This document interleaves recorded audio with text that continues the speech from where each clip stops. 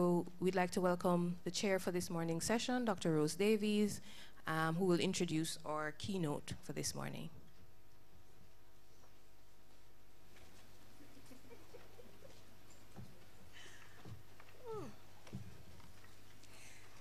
Good morning, everyone.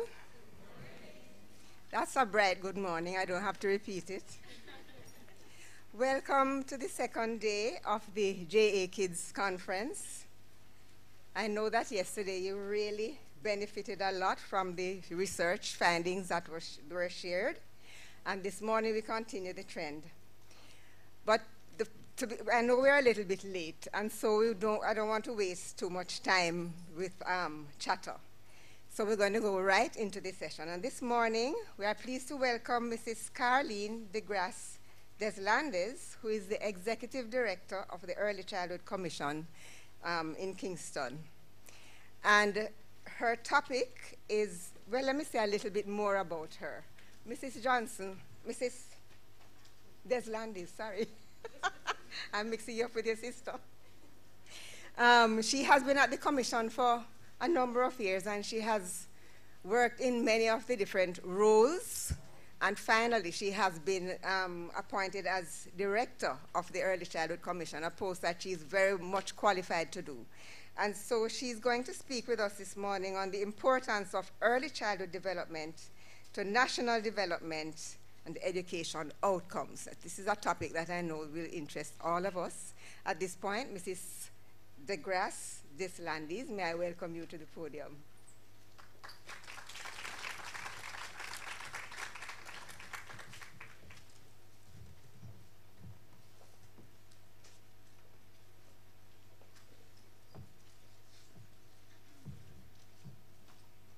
Good morning, everyone.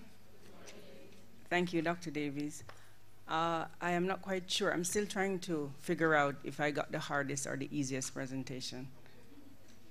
Knowing the JA Kids team is not a good thing. So if you see them coming, run very fast, very far. They're in those beautiful shirts with the logo. Because it's one of those, it's an area that we're all familiar with. It's an area that we would have heard the information over and over several times. We know what it is, we know what we are supposed to do, but for some reason, we have not yet done it.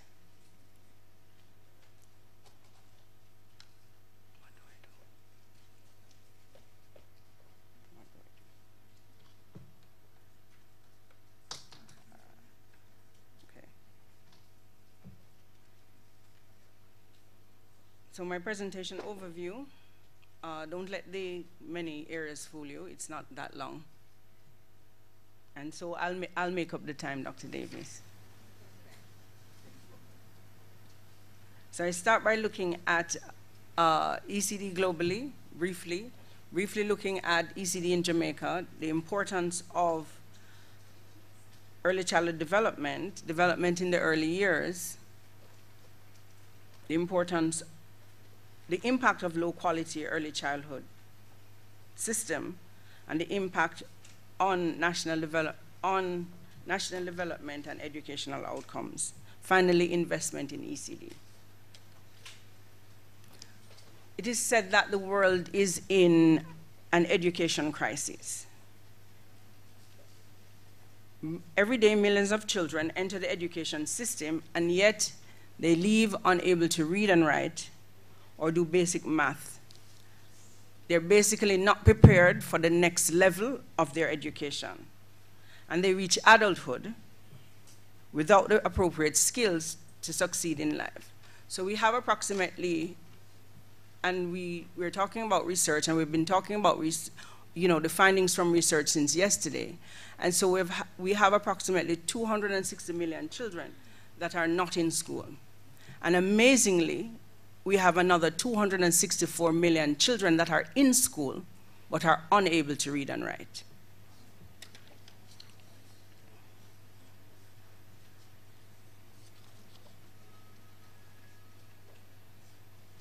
So for us in Jamaica, our response has been looking at our landscape in terms of early childhood development. You know, it started when women had to go out to work, and so we had to find these spaces that took care of our children.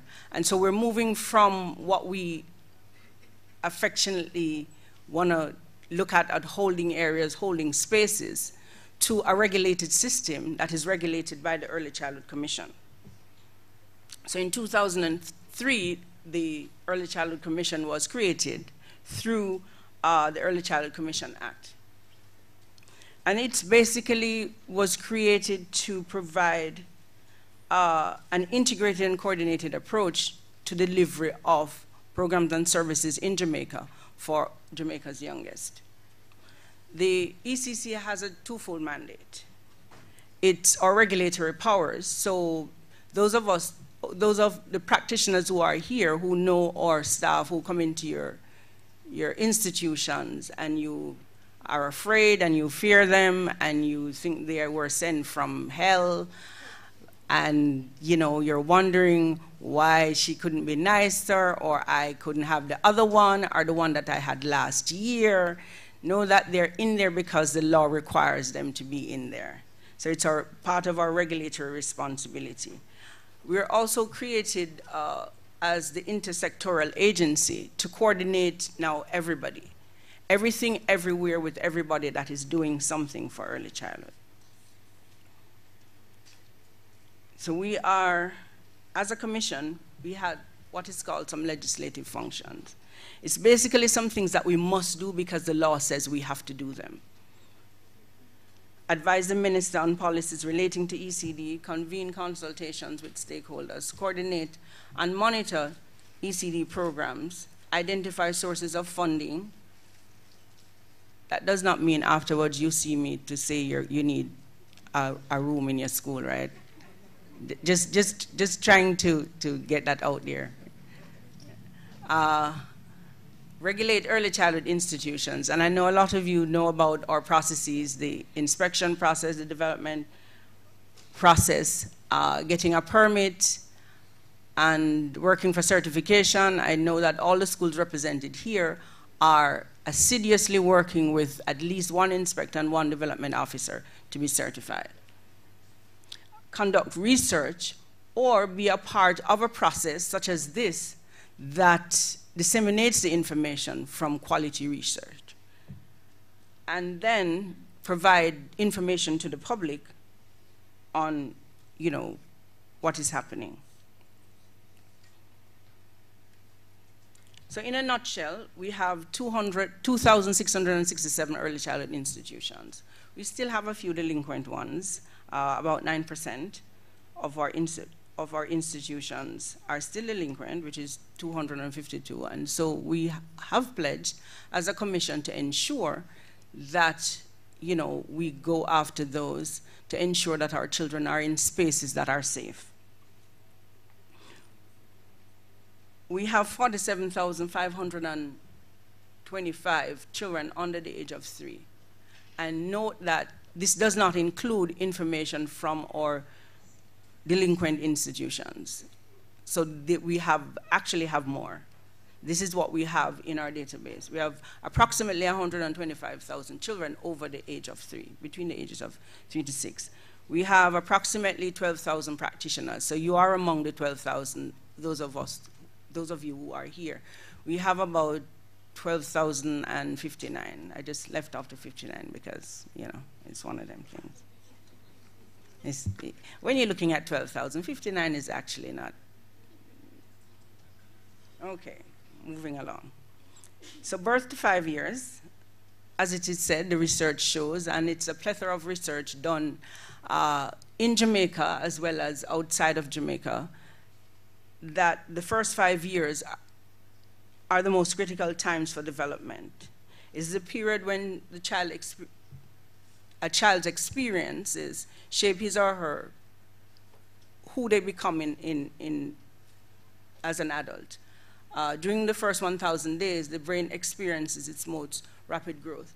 And I know you have heard a lot about the first 1,000 days since yesterday, and you're going to hear a lot more today about the first 1,000 days. I think it's now the mantra of the Minister of Education, the first 1,000 days, and what happens in the first 1,000 days. And it's the period from conception to 2 years old. And it's a period that we seem to take for granted because we know what is said, we know what needs to happen, but we're still not doing all the things that brings it all together to ensure that that period of time that we can have the greatest impact, we do have the greatest impact to make the greatest strides.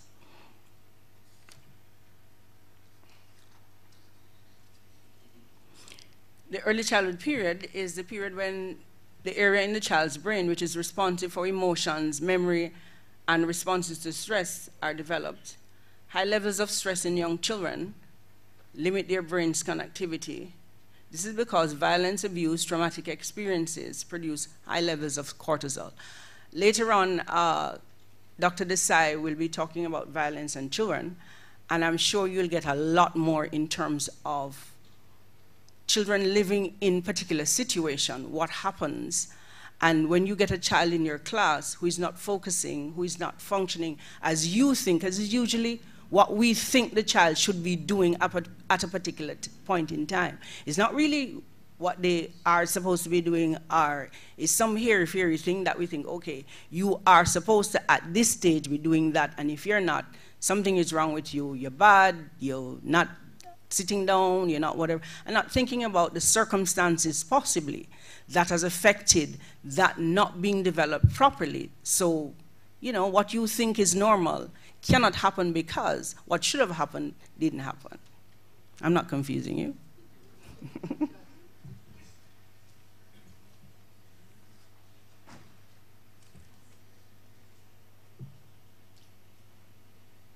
So during this period, children develop the critical skills needed to form the foundation for their future learning, productivity, and lifetime success.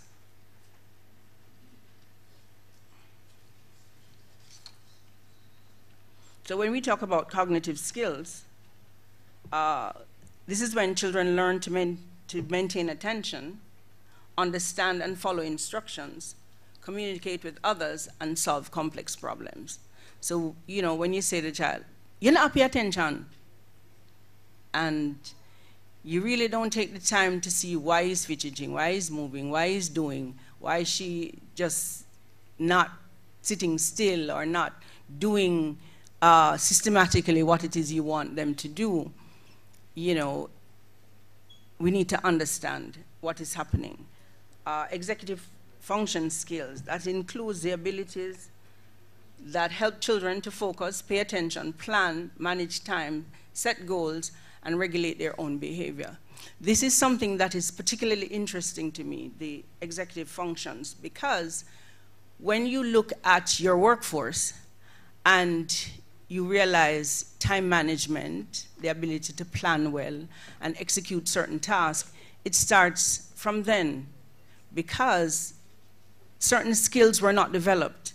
And therefore, when you're asking now your teenager, your adult, your direct report to plan properly, manage your time, you can't manage your time, you can't they actually don't know how. And so for me, it's an area that I've been concerned with, because it's, okay, you didn't get this didn't happen then. How do we know translate it or do things in a way that we get you to a point where you're actually managing your time and executing the things you need to execute? And we all know about the social and emotional skills that allows children to get along well with others and manage negative and aggressive behaviors. And stop telling them, you're too aggressive, go and sit down. So what's the impact of a low quality early childhood system? It creates deficits with our children. And so as much as half of school failure can be attributed to children not being exposed to what the research, because I moved away from saying what we know and instead say what the research says, because, you know, we're not doing what we know, so it begs the question, do we actually know what we think we know? So the research says that children who are exposed to high quality, who are not exposed to high quality ECD experiences, will experience school failures. In fact, a child who starts behind basically stays behind. It's very difficult to catch up.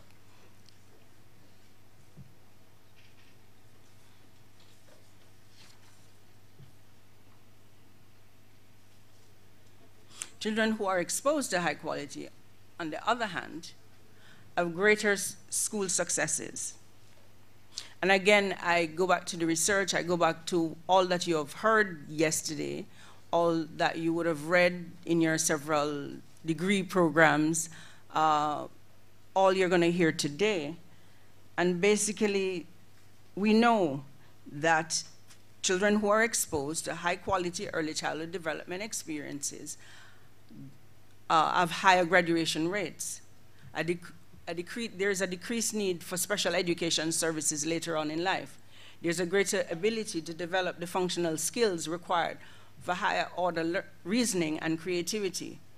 We have lower early pregnancy rates, lower juvenile crime rates, and that's why the Minister of Education now refers to the Ministry of Education as the anti-crime ministry. We'll see how that pans out. But as a nation, there are even greater gains, because if we have a workforce that is creative, knowledgeable, skilled, then you're talking about solving problems and issues that, you know, on a level that sees economic growth, sees our country developing into one that can compete and continues to compete. Instead of, you know, once in a while doing, we'd be consistently competing with every other country in the world. So it spurs innovation, strengthens institutions, fosters social cohesion, and promotes employment. And so, have you ever imagined in terms of what Jamaica would be with higher employment rates? Less persons at the stoplight grabbing your phone because, and so if you don't have no AC, you have to sit in the hot car with your windows wind up because you don't want somebody to grab your purse or your phone. It promotes individual health, reduces poverty. In fact, getting it right from the start, and even though that's a bit cliched, I think we need to think about what it really means to get it right from start, right from in conception, right from the months of pregnancy, right from the early years. And so it assists us or increases our likelihood of meeting the Sustainable Development Goals. And what are these goals? Goal 1.2 says that the aim by 2030 is to reduce by half the proportion of men, women, and children of all ages living in poverty. 2.2 says end hunger and ensure access by all people, in particularly poor and vulnerable, to safe, nutritious, and sufficient food all year round. It's not sufficient food at school. It's not sufficient food in the winter, in the summer. It's not sufficient food on weekends or Sunday dinner when the rice and peas and chicken and vegetables and the juice, the carrot juice or the soursop or whatever it is. It's sufficient food all year round. By 2030, preventable deaths of newborn and children under 5 years. And I know yesterday you would have heard that the death rate for newborns is still high. You see, I got the summary last night. And so while the causes change, it's still extremely high. goal 4.2 says, ensure that all girls and boys have access, and this is near and dear to at least 80% of persons in here. Ensure that all girls and boys have access to quality early childhood development care and primary education so that they are ready for primary. And I've added secondary, tertiary, and I've also added, in fact, ready for life. Goal 16.2 says end abuse, exploitation, trafficking, and all forms of violence against children. And I saw Commissioner Gage-Gray earlier, so I know this is dear to her. So in essence, well-delivered high-quality early childhood programs and services is a cure for a host of society's ills. Given what we know from the research over the years, we shouldn't feel lost, though. Let it not feel that we are unable to catch up, we are unable to do. It's too big a task. In the 2018 World Development Report from the World Bank Group, it is suggested that countries can improve by advancing on 3 forms.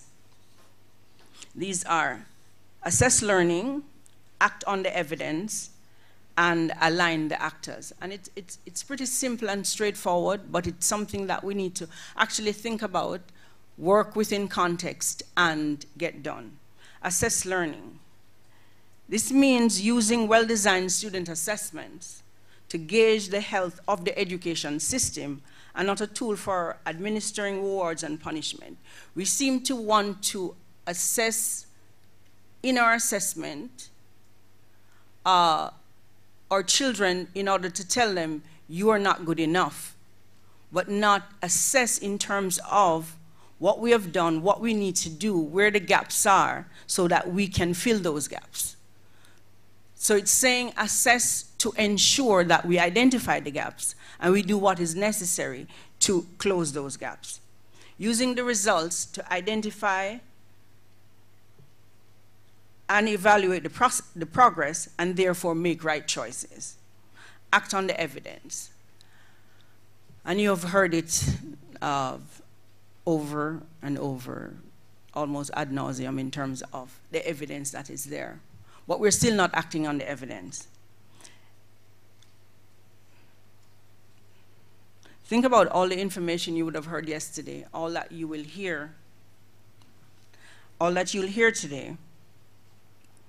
And therefore, to ensure the success of our children, we must make better use of the evidence and set priorities in national policy that relate to the evidence, that relate to actual issues that are happening to our children in order to solve long-term economic growth. And aligning the actors. We have a tendency to do our bit, for different reasons. And it's usually not all bad because we all think in our minds that we're adding, we're contributing, we're doing positively, we're working towards the development of our children, but we're doing it in our own sphere. And while doing it here, there, and wherever that we're doing it, it's not a bad thing, we never seem to properly come together to get it done. And so aligning the actors mean all the ministries and agencies coming together to ensure that there's a cross-sectoral approach to early childhood development. So, I have less than 5 minutes. Kwang Chan, 7th century, and I love this quote. If you're planning for a year, you plant rice. So can I see the rice planters in here? Okay, no rice planters. If you're planning for 10 years, you plant trees. We've planted some trees along with.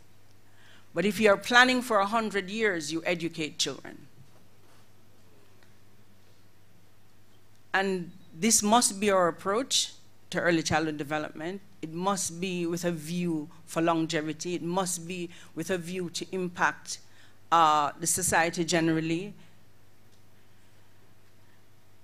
And as I would have said, the research must no longer go unused, but it must form what we do nationally and therefore improve national and educational outcomes. Thank you.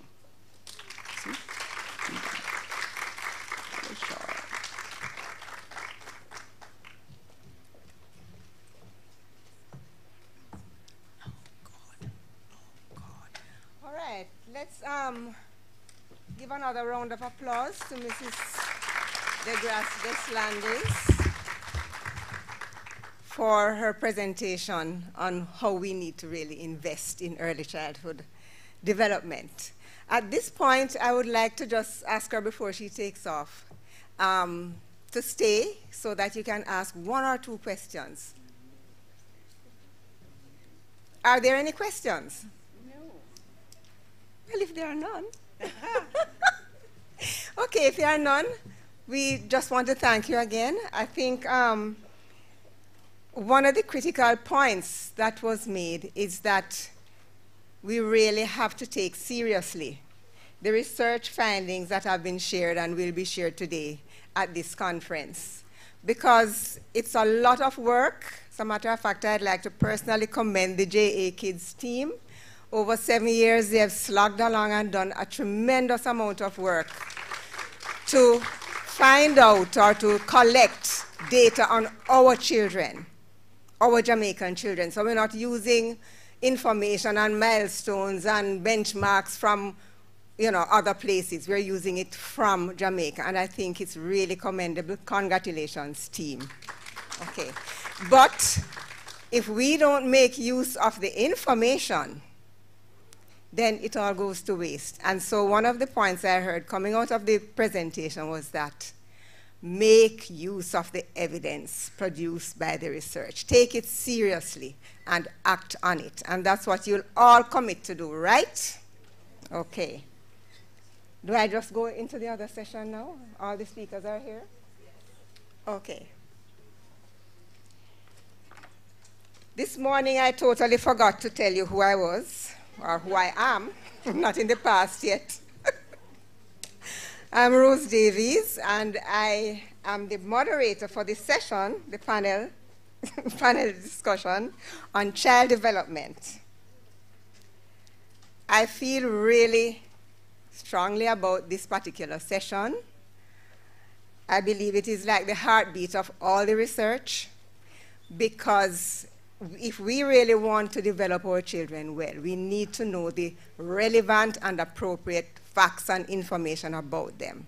And that is what this research and this team has been doing, finding out the data, information, and developing our own set of milestones and benchmarks for children's development, which clearly will help us to develop our children better. We're not using any foreign anything. We're using Jamaican-produced information.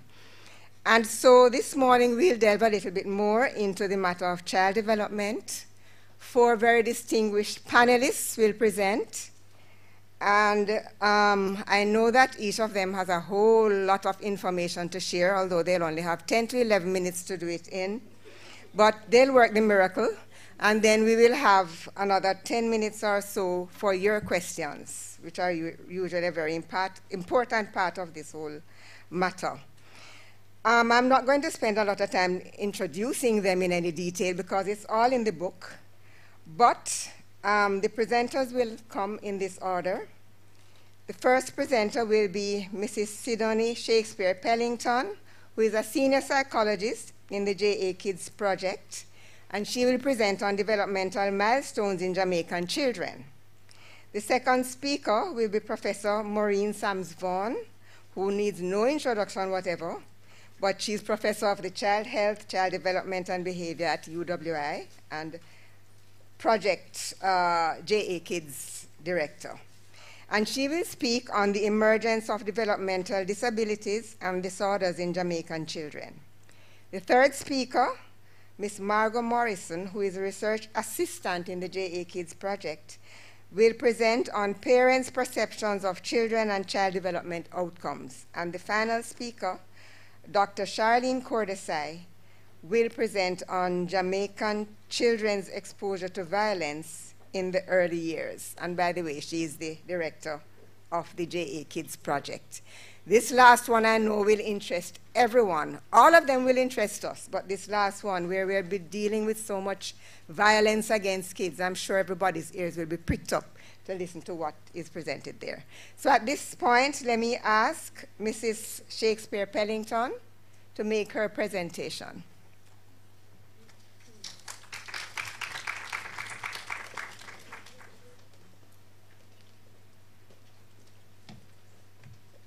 Good morning, ladies and gentlemen. So this morning, we're going to talk about the developmental milestones in Jamaican children. And the presentation outline is as follows. So first, we're going to do some background on developmental milestones. And then I'm only going to do a brief overview of the JA Kids Study Method. And then I'm going to go into a little bit on the assessments. I'm going to just mention the assessments that we've done throughout JA Kids, but I'll only look at one in detail today. Then I'm going to give some preliminary results only from 18 months and 20 months, and then I'm going to go into some early conclusions. So, what's a developmental milestone? These milestones are abilities, skills, behaviors that children tend to attain as they grow. So we look at them as like a checklist. They're often used by parents, by doctors, by other professionals. And I know especially for first-time moms, once your baby is born, automatically you want to know what is it that they should be doing. When should he be sitting up? When should he be walking? These are the type of developmental milestones we're talking about. But developmental milestones also help us to identify emerging developmental problems as well. So it helps parents to know the next developmental steps.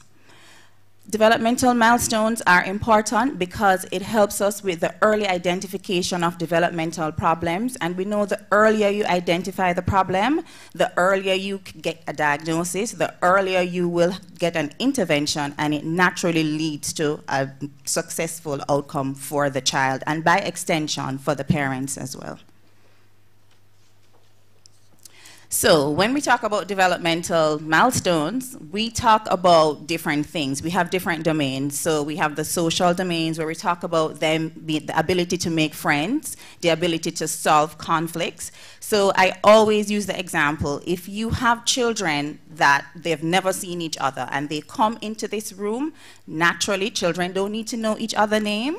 They don't need to see you for 5 minutes. They are naturally going to go and start playing with each other, right? Then we talk about the physical things. So we talk about the gross motor and the fine motor skills. So gross motor it deals with your large muscles. The fine motors, the muscles in your fingers. So yesterday, if you were here when we were interviewing the families, one child, she did the hopping task. That was a gross motor ability. When we talk about the cognitive ability, we talk about the ability to learn, to solve problems, the knowledge of numbers, the ability to learn your alphabet, the ability to recognize colors and shapes. Emotional developmental milestones, examples of those are like sharing, expressing your feelings, and being able to identify your feelings as well.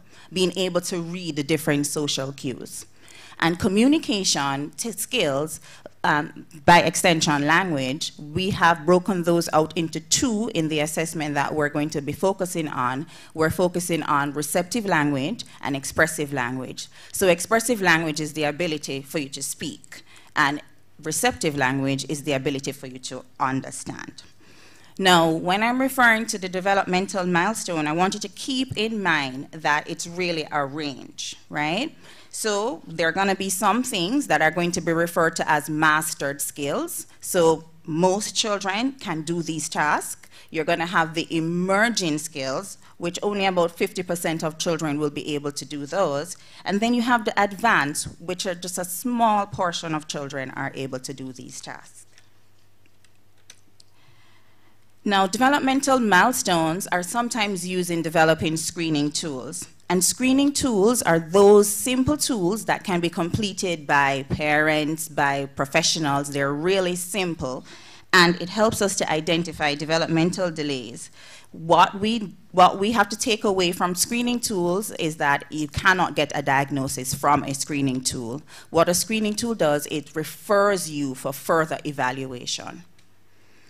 Right now in Jamaica, there are no comprehensive milestones for Jamaican children, so we're using international standards, but it's something that we're going to look in, that we're going to try to get a set of norm developmental milestones for Jamaican children.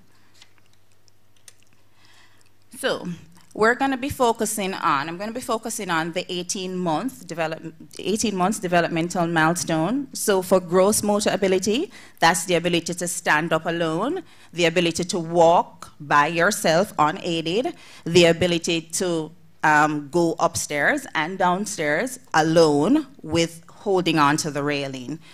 Not holding on to the railing would be a skill that would be developed later.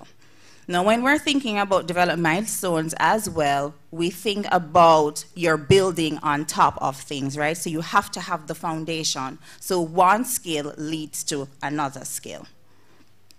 When we're talking about fine motor ability, we're talking about them being able to stack blocks, and you heard the children yesterday mention that that's an activity they did. So the ability to stack 2 and 3 blocks, to scribble, because we know that writing is a certain path, right? So nobody gets up and just start drawing a circle or writing the letter A. You have to start with scribbling, then you move on to drawing a horizontal line, a vertical line, then across, and then the circle.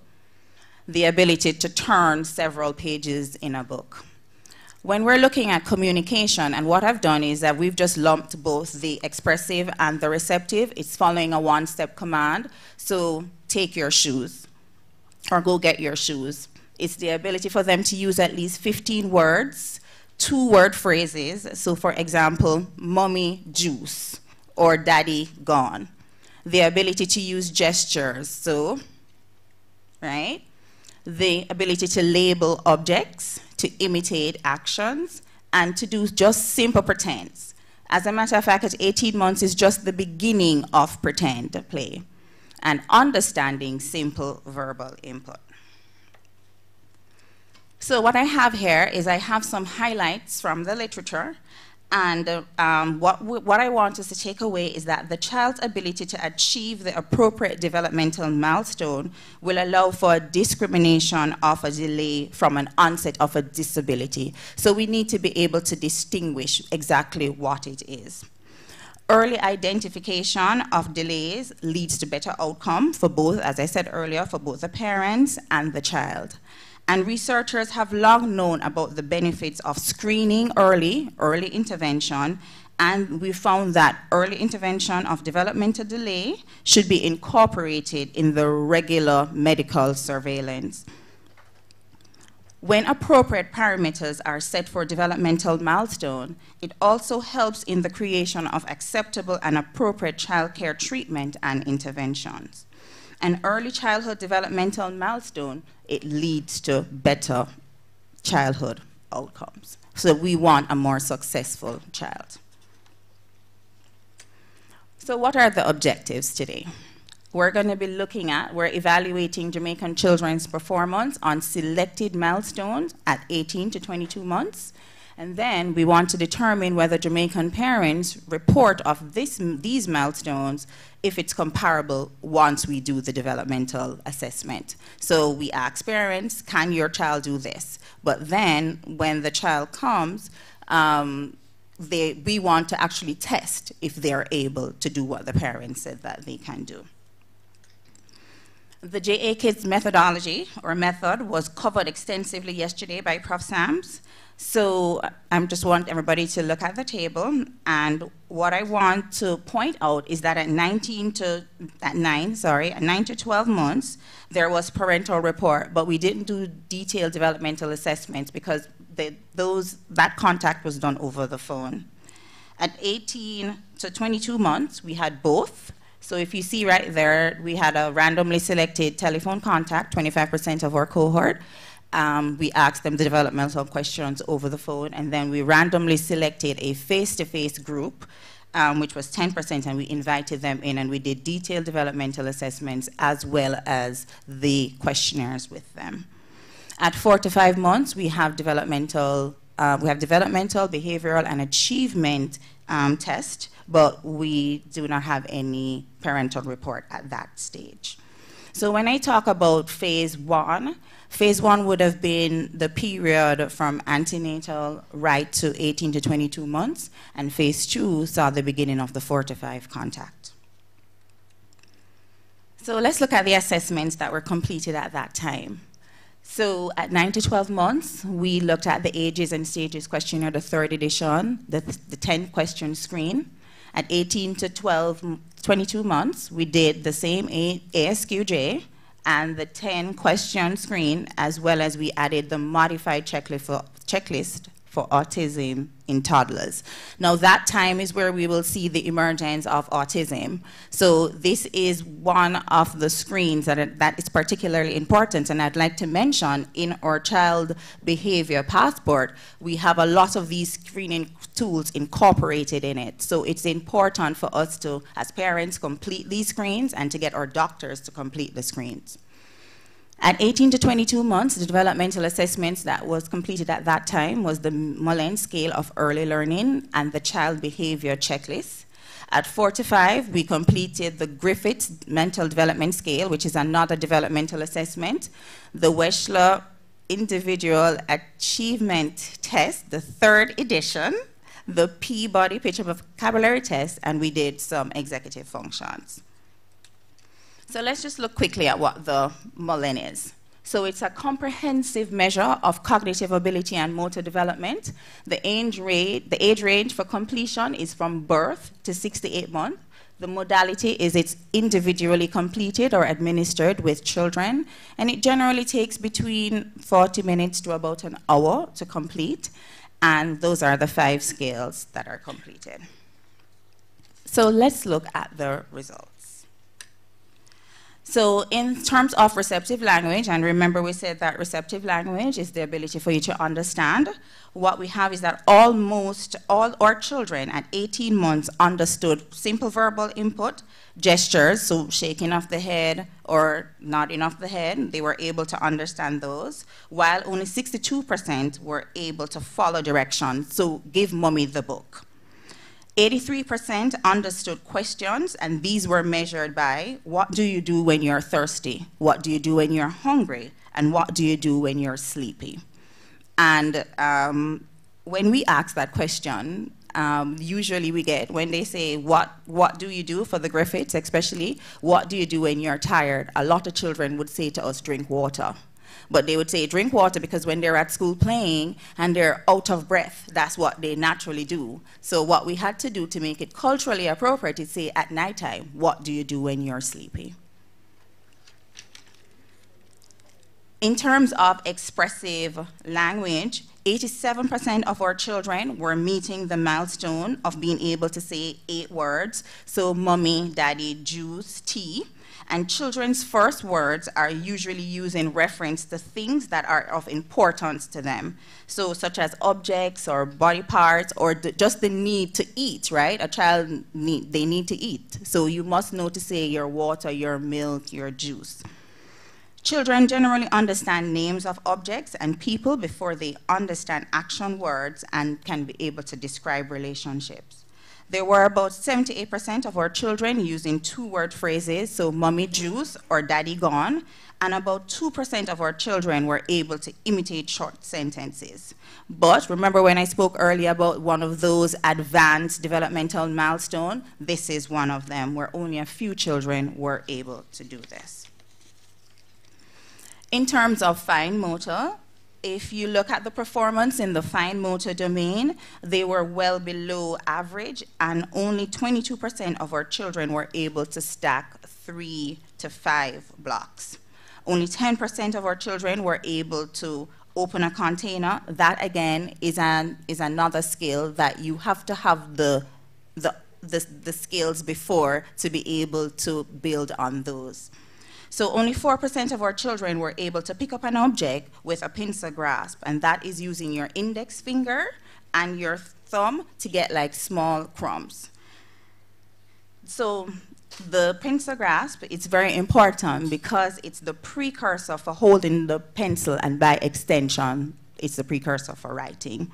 And it points to the need to educate our parents on the importance of helping their children to develop fine motor abilities. Because sometimes as parents, when we see our children marking on the wall or coloring, we normally tend to say, stop, mark up my place, you're dirtying up the place, give me the crayons. And sometimes we refuse to give them crayons at home because we want to keep the walls clean, we want to keep the place clean. But we need to encourage holding the pencil, and not just encourage, but also encourage using the appropriate size, so the jumbo crayons or the jumbo pencils. When we talk about the gross motor skills, in comparison to fine motor, our children do very well on gross motor. So about 99% and 95% respectively were able to complete the 18 months gross motor developmental task. Walking down the stairs, again, is another advanced task, and only 4% of our children were able to do that. All right.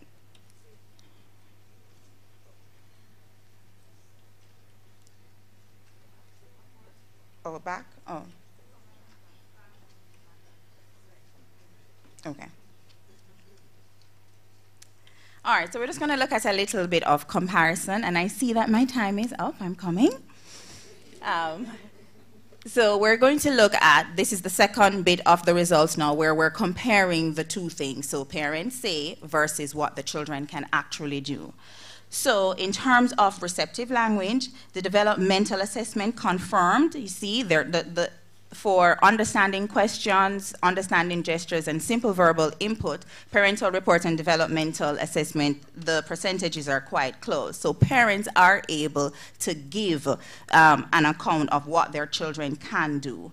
Where we have the fall-off, though, is in following directions. And that might be, it's not so much an observable behavior. So if you say to your child, go to your room and bring me your shoes and your socks, right? They may be able to do it, and they might not be able to do it, but most parents might just think they are able to do it, and maybe that's the reason for that, why we have that over-reporting on the parents' part.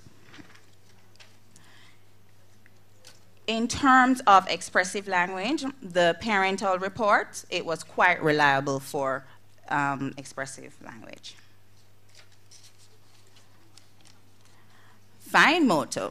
Now, this is where we are unsure of all the things that could account for the disparity, but some possible reasons for this over-reporting is that sometimes, because parents know that we're doing an assessment, they want us to think that their child can do it. So sometimes we'll get that over-reporting because it's something good. Parents want their child to be able to do it. So we found that in terms of fine motor, this was where we had the largest disparity. In terms of gross motor, parental report, as confirmed by the developmental assessment, found that over 90% of our children were able to walk alone, stand, and then squat, and also to kick a ball. However, walking down the stairs is another advanced developmental milestone and was just reported about 4%. While it was over-reported by the parents, when we actually did it, only 4% were able to complete a task like that. Now, we have just scratched the surface. We have just started, right? So what we're going to do is we're going to look further and do some more investigations. So what are the conclusions? Parent report is a reliable source for developmental milestones in the domains of expressive language, receptive language, and gross motor. However, they're a little bit less accurate when it comes to fine motor, and the reason for this could be because it's not observed by parents as frequently as language and motor skills. Thank you.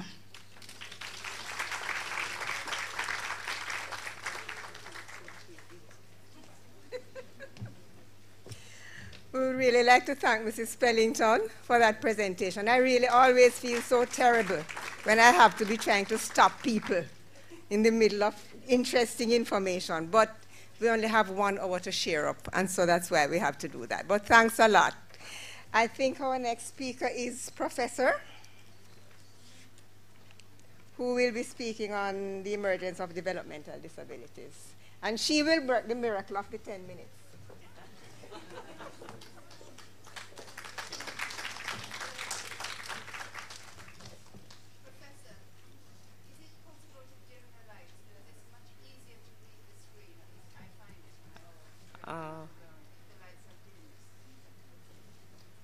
Thank you.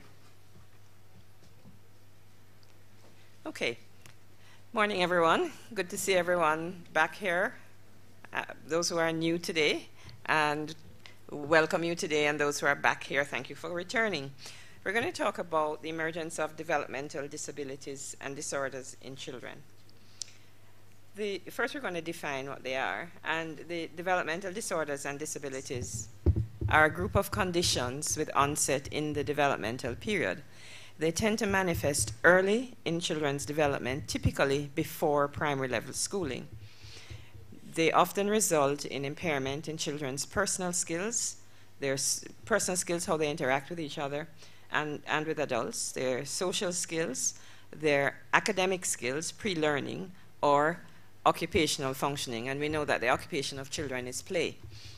They frequently coexist, so when there's one, there's likely to be another. So the risk is increased of having another. This is one of the most comprehensive studies of disability in children, but I want you to note that this is 3 to 17 years old. And this was done in the United States some years ago. So the whole purpose of showing this is to show that we're not dealing with something that's very rare. Any developmental disability is at 13.9%, which is 1 in 7 to 8, just about. Okay, so that's a lot of children. And when we look at which ones are the most common, this drives me crazy because it's not in numerical order, it's in alphabetical order, so it drives me really crazy. But anyway, the most common one that's there is a learning disability. We now call that specific learning disorder. And the next common is attention deficit disorder, attention deficit hyperactivity disorder. And then after that, we get into intellectual disability, which is the current term. We no longer use mental retardation, but a lot of persons understand that term. And then we get into the others, stammering and stuttering, which are the speech conditions. But there's a huge group called other developmental delay, or 3.7%. And in that group would be global developmental delay, which is a term we use for children up to the age of 5 years when they are delayed in more than one area of development. You would think that the term global would mean everything delayed, but it really means more than one area of development. So once you're delayed in 2 areas, it's global. This is what they have seen over the years. Remember, it's up to 17 years. So this is 17 children, 3 to 17 years old. And the reason they didn't do under 3 is because not very many children get diagnosed under 3 years, even though the problem might have been there before, but the ability to identify it and then get services and diagnose it often doesn't happen before 3 years. So what we're seeing is that there seems to be an increasing trend in terms of developmental disabilities. But why? And when we look at the individual conditions, we see that some things have increased a whole lot more than others. So attention deficit disorder, we can see the dark blue line up there. And when we look at the light blue line at the bottom, we can see autism. And basically what's happening here is that it's unlikely to be true increases, but more that we are diagnosing these things better as we learn more and more about them. Because if you look at things like hearing and vision, hearing loss and blindness, you see that those haven't changed, because the ability to diagnose those is a whole lot easier. Yeah. So there are different ways of identifying developmental disabilities. There are obvious developmental problems, easily identifiable conditions that happen at birth. For example, when a baby is born, you know, the Down syndrome may be easily visible, or some other dysmorphic or genetic syndrome. Seizures, diagnosed fairly easily too, and severe delays. You know, the child who is not sitting up at 9 months, and so we know that that delay is severe. So those children come to our attention very easily. Those are not the ones that we have problems in identifying.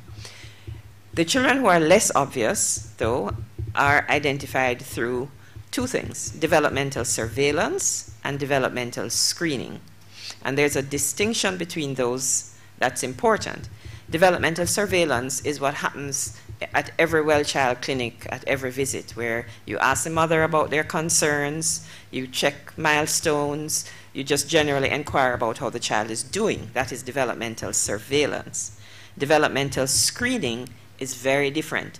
In developmental screening, you must be using an established screening tool.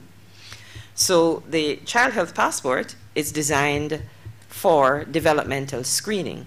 The recommendations for screening are, the international recommendations for well child care are that we do developmental screening, developmental surveillance at every visit, but that we do developmental screening at very specific times. And that would be at 9 months, at 18 months, and about 3 to 4 years.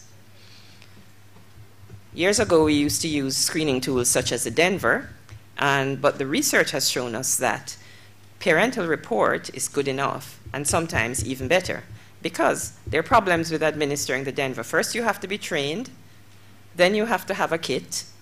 You lose parts of the kit, you can't carry it out properly.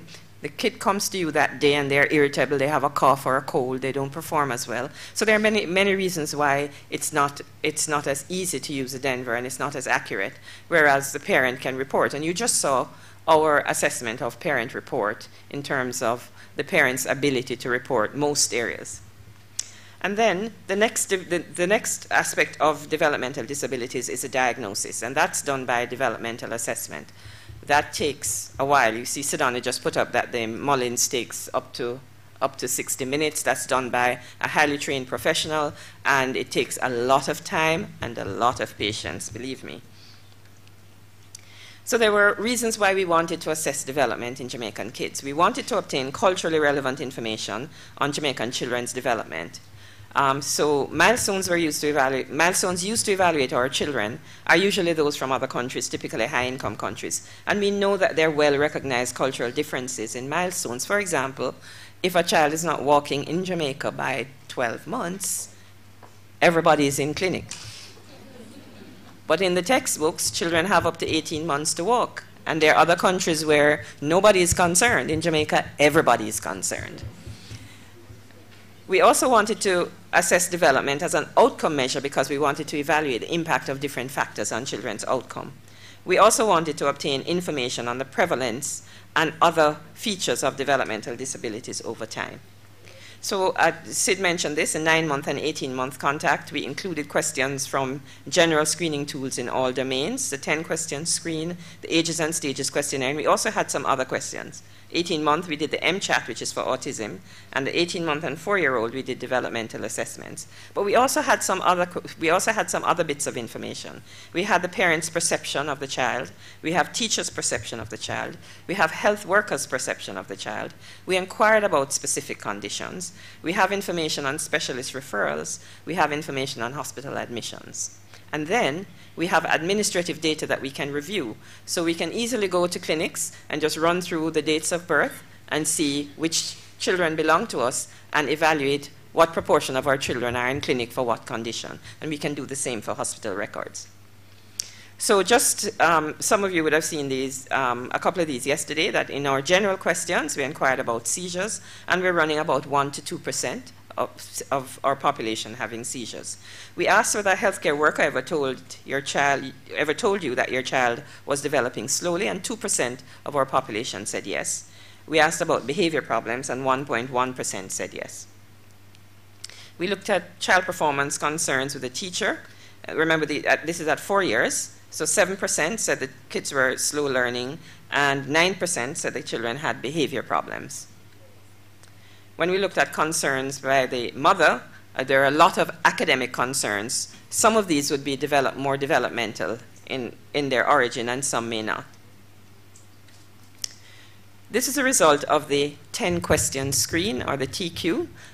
We have adjusted the TQ. The TQ was designed for children 2 to 9 years. We dropped out the questions that were not relevant because they're individual questions. It's not a summary score, they're individual questions.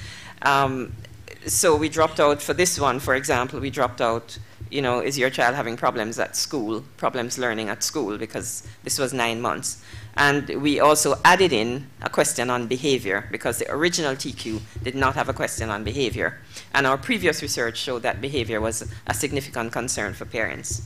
So when we looked at having problems with the arms and legs or gross motor function, 1.1% of parents reported that. 0.3% reported fine motor problems. 0.3% reported vision problems. 0.4% reported hearing problems. And this question is reverse coded, so the problems are actually 16.3%, not the problems are actually the orange bar, not the blue bar, which is 16.3%. So at 9 months, the main concern of parents was that if they said something to their child, the child was not responding. That ties in a little bit with what Sydonnie was reporting. Problems with speaking, 1.4%. Problems with behavior, 3.3%.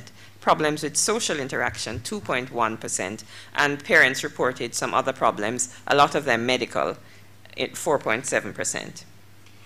By the time we got to 18 months, we had a little change here. What we saw now was that behavior problems began emerging more, and social problems began emerging more. It's better on this slide. So gross motor problems pretty much stayed the same. Fine motor, vision, hearing pretty much stayed the same. Parents felt their children were responding better at 18 months rather than at 9 months, so that had dropped down. Speech problems had increased, clearly because the child's language was now expected to increase, so the parents had a better ability to assess language at 18 months than at 9 months. And the behavior problems had tripled. Of course it does. Between 9 months and 18 months, they're toddling around now. They're pulling at things, they're getting into everything. And the social interaction was also saw a significant increase. We also looked at, I'm just going to report on one specific disorder. We now have 21 of our children, our JA kids, who have been diagnosed with autism so far. That gives us a current prevalence rate of 0.2%. And that is using administrative data from the specialist main public clinic at the University Hospital and the private clinic. So that's 0.2%. The United States rate for children, which is done at 8 years old, is 1.7%, or 1 in 59 children. But we are doing it at a much younger age. We were doing it at 4 years. There may be others who are diagnosed that we're not aware of, because this was not an attempt to assess all the children or to find all of them and determine whether they had autism. This was just who has come to us just by chance. So, and a large number may still be undiagnosed. Of these children, parental concern occurred, most parental concern occurred under the age of 2 years. But specialist consultation did not take place for most children until much later, until 4 years and 5 years. So we're seeing a huge delay in specialist consultation compared with parental concern. When we looked at the children's developmental scores, the mean scores are there. The normal is 80 to 100. The mean scores are presented, and the standard deviation. When you look at the standard deviation, you see that the range of scores is very wide. The proportion that is below the normal range of 80, of developmental quotient of 80, is almost 79%, personal social, 92.9%, hearing and speech. Remember, hearing and speech is a core problem for autism. I'm going to come back to the personal social, and coordination and nonverbal reasoning. So the majority of the children that we were identifying were children who were delayed. The science of autism says that right now, 50% of children are delayed. It used to be 2/3, it's now dropped to 50. But the ones that are coming to us are the ones who are delayed. So the ones that are having normal cognitive function are likely to come to us a little bit later on. The personal social skills are particularly high because the deficits in autism are both in speech and in personal social. And this is something that I've seen that probably isn't reported in other societies. Jamaican children's personal social skills in the entire population tends to be higher than high-income countries, because we expect children to do things at an early age. Self-care is expected of Jamaican children very early. So this is probably one of the cultural aspects presenting itself here. You know, our children bathe themselves and feed themselves, and you know, when we looked at domestic tasks in another study for 4-year-olds in Jamaica are washing underwear. I mean, you know, 4-year-olds in the rest of the world are not coming near soap and water or washing, you know, and they're dusting and they're doing all kinds of things. So I think this is an interesting finding, and it's reflecting our advanced personal social skills based on our cultural expectations. So the JA-KID study has the potential to track the emergence of developmental disabilities, to determine the true prevalence of these conditions. We really don't know the true prevalence of disabilities in the country, and to identify risk factors from data collected from before birth and in the early years. I didn't present any risk factor data. You know, some of the risk factors for autism would be maternal age, older maternal age, and older paternal age. But because we have the data of children and families from even before they're born, we can look back after these kids are diagnosed and look for the risk factors. Thank you.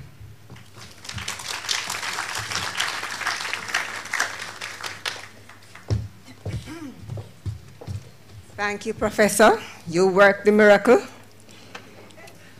So, any questions you have, please just write them down and save them for question and answer time. Our next speaker, Ms. Margo Morrison, Parents' Perceptions of Children and Child Development Outcomes.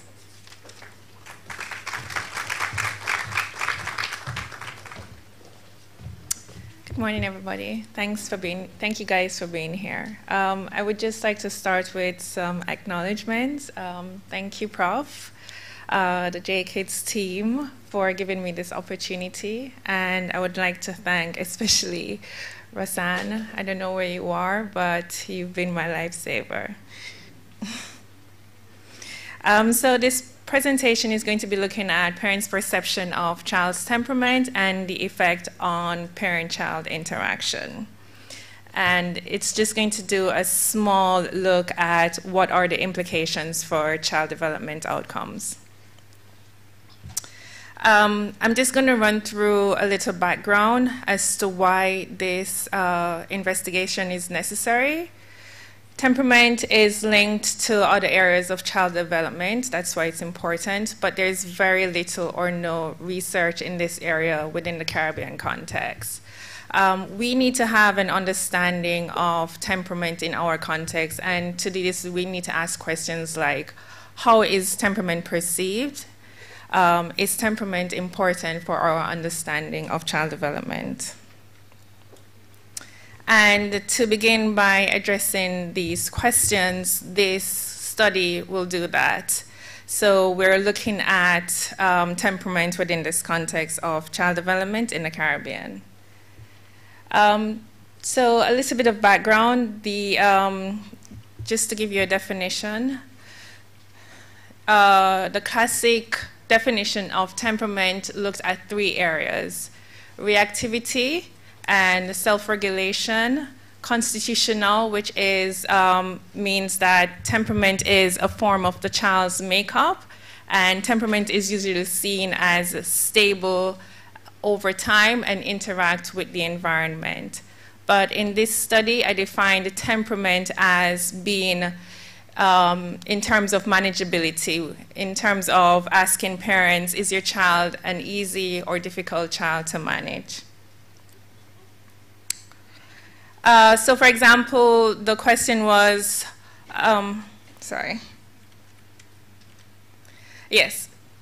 interaction is defined in terms of the frequency of play, the kinds of activities that are done with the child, and the disciplinary action that is taken towards the child. I define positive interaction as an interaction that produces pleasure for both baby and mother, and negative interaction as producing harsh punishment. So the research question is, does mother's perception of her child as easy or difficult to manage affect her interaction with the child? And I'm predicting that mother's perception of her child as difficult to manage is linked to negative mother-child interaction. So just to give you a little bit of background, the first temperament study was done by Thomas, Chess, and Birch in 1956. This is also a cohort study. They followed the children for a long time. They came up with the 3 dimensions of temperament that we are using today that is usually studied by researchers. You have the easy child, the difficult child, and the slow to warm up. Since then, there have been several pioneers in the area of temperament research. You've got Rothbard, and she and Sanson looked at temperament in terms of parenting, and they found that there's a direct link to child temperament and parenting. However, they found that the practice of using parents' report on temperament was very important, but it presented difficulties because you're talking about asking parents about their child's temperament, and their perception would be influenced by their individual characteristics as parents and their parenting history. So for example, if they have more than 1 children, they would be comparing the child in question to their other children. They also said that we should consider when looking at parents' report on child's temperament that temperament should be framed within the context of the parent-child relationship within the home, and we should always keep that in mind. Bates looked at the study of the difficult temperament, and he found that there is no real consensus of what difficult temperament is. There's also, like, a mother's perception of difficult temperament might be different from somebody else's perception of difficult temperament. And the difficult temperament, again, should be viewed in the context of the relationship because there's always an interaction. The baby is going to influence the mother's perception, and the mother's perception is going to be influenced by the baby's characteristic. So why is parent perception of child important? Well, they are an invaluable source of information, as you can see from Sydonnie's slide, that they are the ones who are informing researchers. They're the ones who are always there at home with the child, so they know what is going on. Researchers do not have that access of 24 hours to the children that they're investigating, so parents are very invaluable.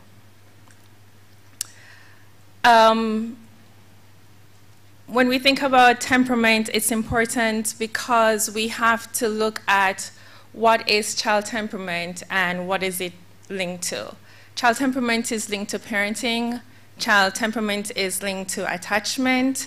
Attachment is the early bond between the mother and child. This is where the child learns to know that, you know, I have a safe space. They create an internal working model of what they should expect from the parents, which extends to what they should expect from the world. School readiness, behavioral problems, and emotional problems in later development. What factors influence parental perception of child temperament? So we have the maternal characteristics.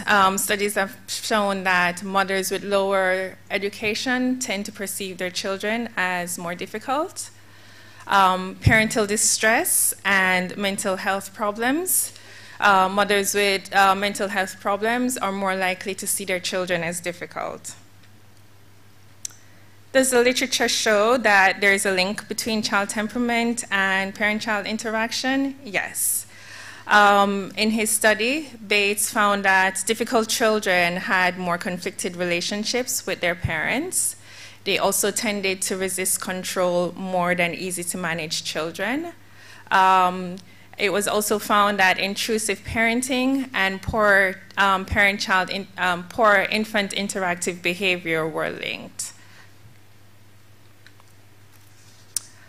What is the link between parent-child interaction and child development outcomes? So there's a ton of research that shows that spending time interacting with your child on a regular basis have very beneficial outcomes for child development. Spending time with parents increased verbal skills in children. Parent-child interaction had a more positive and consistent impact on child school readiness than time spent in child care. Reading to children regularly improved reading skills by the age of 3. Parent-child interaction and okay, so this was a particular study that they did to see what could mediate the factors for child development in preterm. And they found that parent-child interaction with these highly reactive preterm babies was linked to cognitive functioning by 12 months. So just a little bit about the methods. I'm not going to go too much into that because that was covered yesterday. So I'm utilizing the data from the JA-KIDS study. We have over 10,000 families in the study, but this particular sample for my study was 4,500 with a breakdown of 50%, almost 51% boys and 49% girls. So the participants were asked to answer questionnaires. So this is their perception. It's mothers usually. There were no fathers in this study.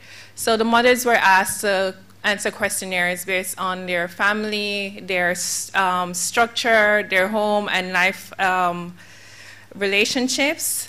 Temperament was assessed on the parents' reports to the questions. So for example, we ask a specific question. Do you consider your baby to be generally easy to manage? With a response of either yes, easy to manage, neither, or no, they're hard or difficult. I should note that in this study, there was no independent assessment of the child's development, to which Sid was speaking about earlier. It was based on the parents' perception of how their children were developing. So these are the results. Overall, 59% of mothers said that their baby was easy to manage, while almost 11% said that they were difficult. When we looked at feeding, 55% said that the baby was less difficult than other babies, while 9% said that their babies were more difficult than other babies. Sleeping reported 45% of mothers who perceived their babies as less difficult, while 14% of the mothers perceived their babies as more difficult. In the area of crying, 45% of mothers perceived their babies as less difficult, and 11% perceived their babies as more difficult than others. Now this is the link, temperament and interaction. So the easy difficult scale. 91% of the mothers who perceived their babies as easy to manage said that they often played with their baby. 85% of mothers who perceived their babies as difficult often played with their baby every day. Doing activities, 60% of the mothers who perceived their babies as easy to manage often read and played with them using toys. 54% of the mothers who viewed their babies as difficult often read and played using toys.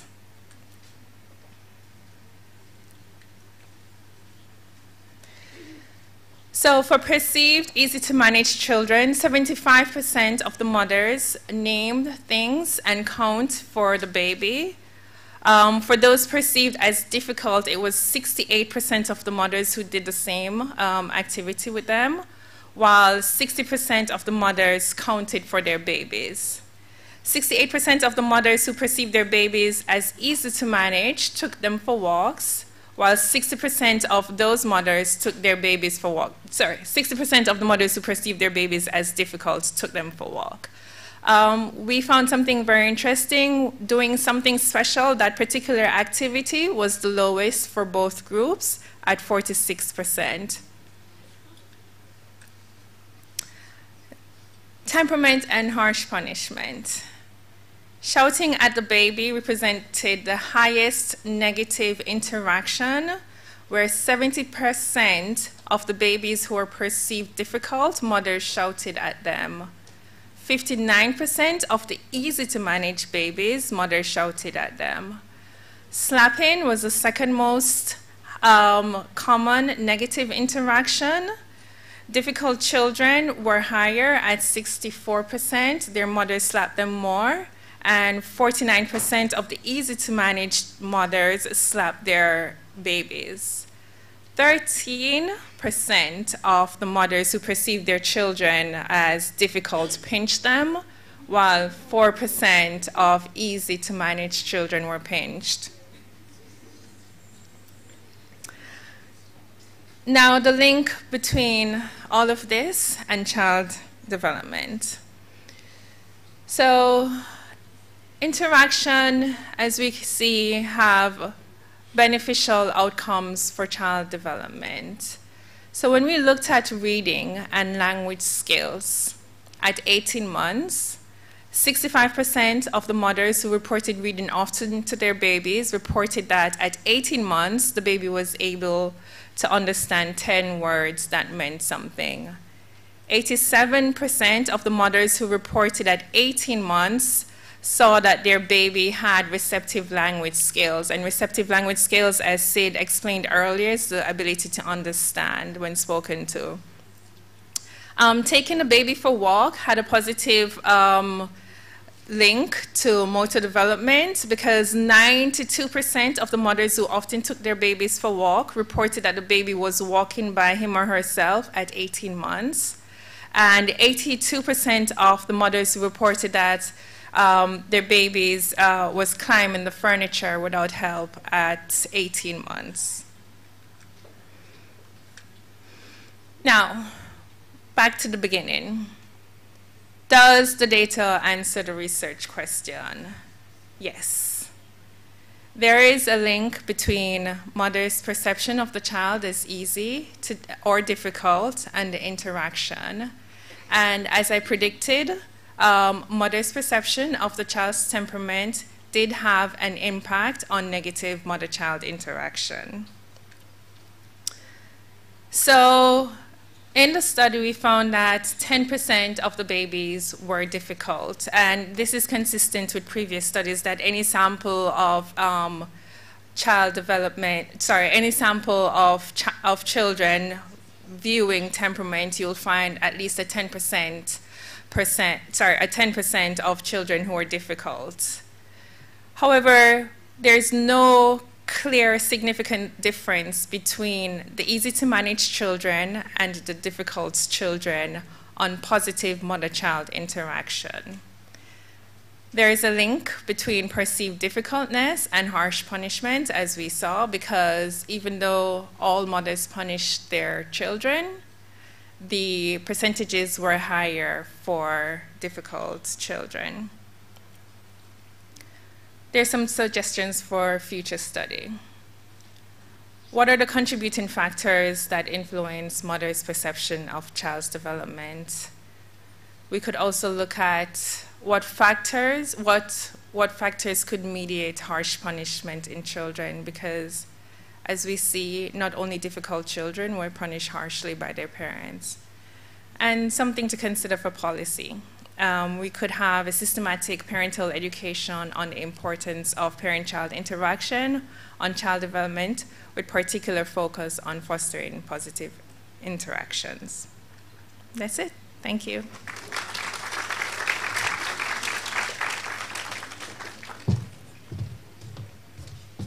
Thank you, Ms. Morrison, for sharing that interesting information. So children really are born different, right? Different temperaments and everything.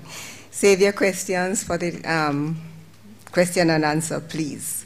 Our final presenter is Dr. Karlene Kordesai, and she's going to be presenting on Jamaican children's exposure to violence in the early years.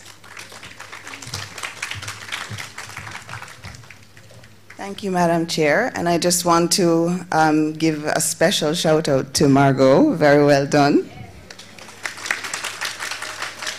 We're very proud of our research assistants, so that was great. Okay, before we get into some of the work from JA Kids, I want to share with you a short video that is going to set the context for us for what violence in childhood is globally, right? So if you just watch the screen. Oh, is it possible to turn off that light? Perfect, thank you. Is universal. It does not discriminate between children. Research shows violence children disliking school. Violence against children can be fatal. Adolescent girls are particularly vulnerable to violence. Boys are vulnerable too, but there is much less data available about them. Violence against children is hidden due to stigma and fear of reporting. It is perpetuated by a culture of silence.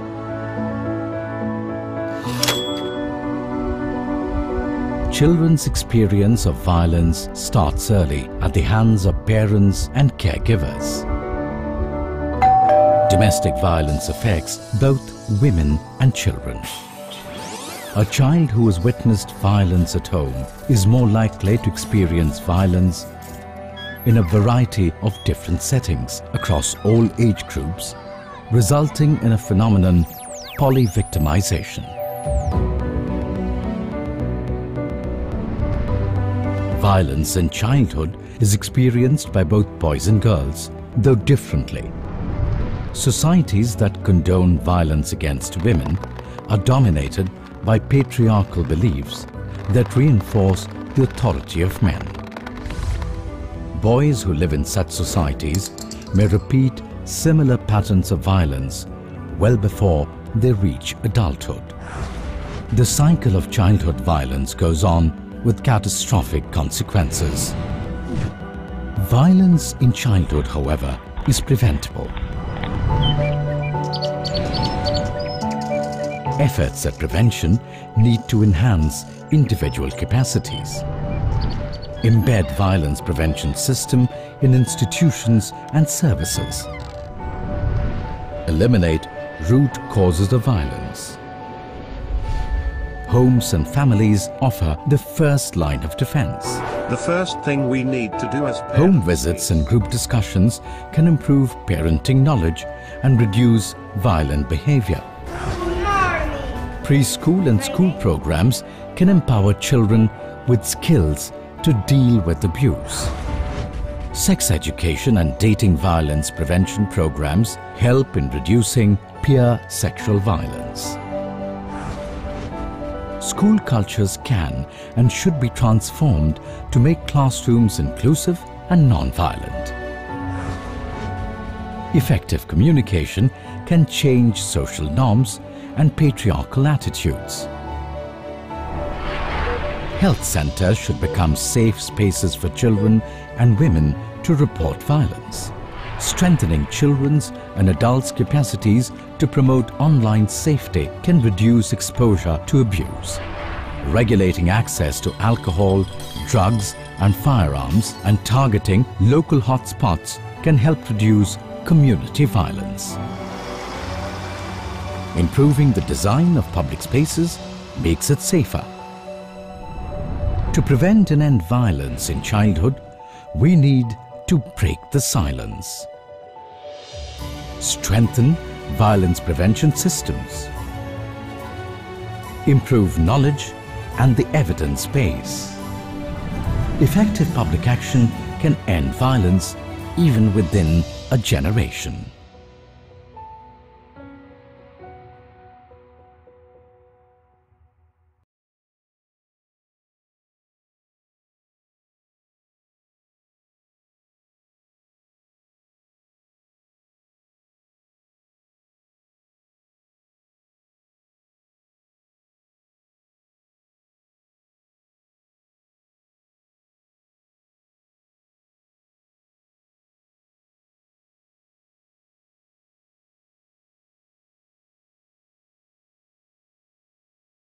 looking at the issue of violence in childhood.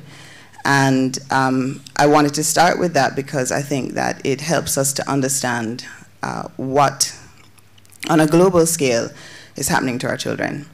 And so now we're going to look a little bit more locally, and we already know that we live in a country that suffers from high levels of exposure to violence. And so the JKID study can offer some information on what's happening to our children in their early years.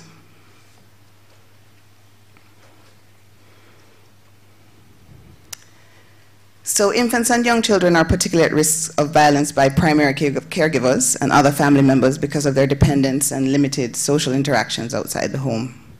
So the early years, children are particularly vulnerable at this time. And how do we define violence? Because there are many different ways that children can be exposed.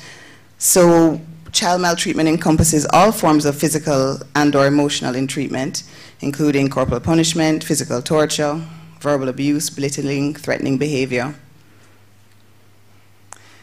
But it also incorporates sexual abuse, neglect, and commercial or other exploitation of children.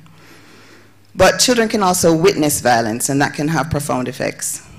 So they see others in their homes, in their communities, being victims of violence. And I'm sure I don't have to tell anybody here that the consequences of violence exposure are varied and very serious.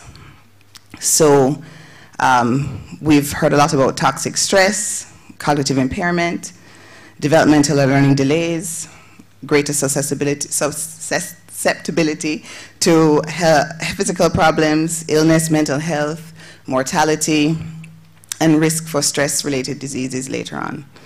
And of course, there are also social and economic development consequences for the society.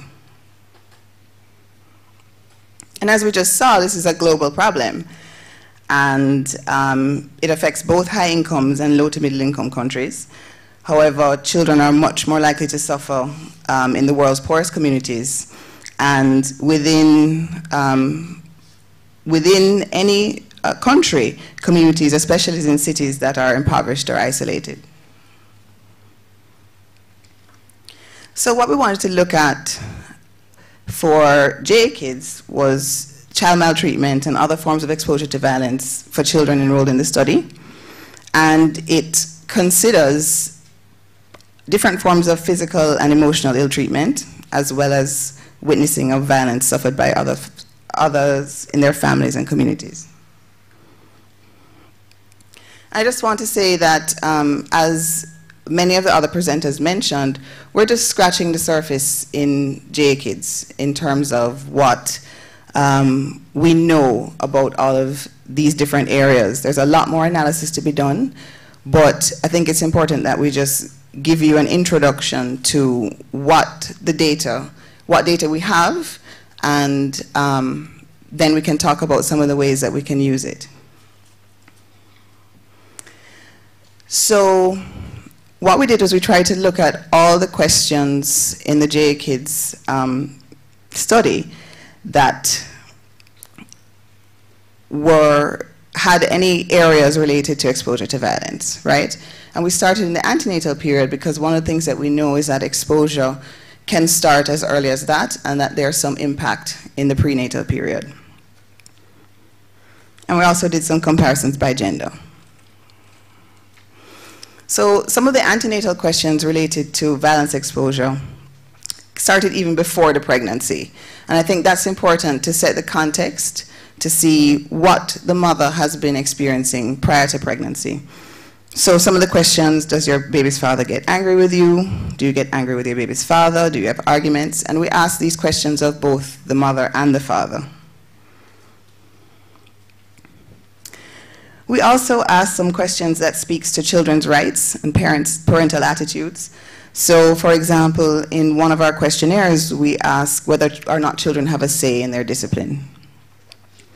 We also have some community variables. So we look at whether the mother said that she felt safe in her community, and whether in the last 3 months she saw these things happening in her community or these things happened to a family member.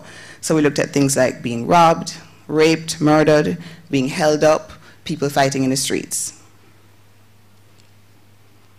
And then we asked her, when she was pregnant, whether or not she'd been physically hurt.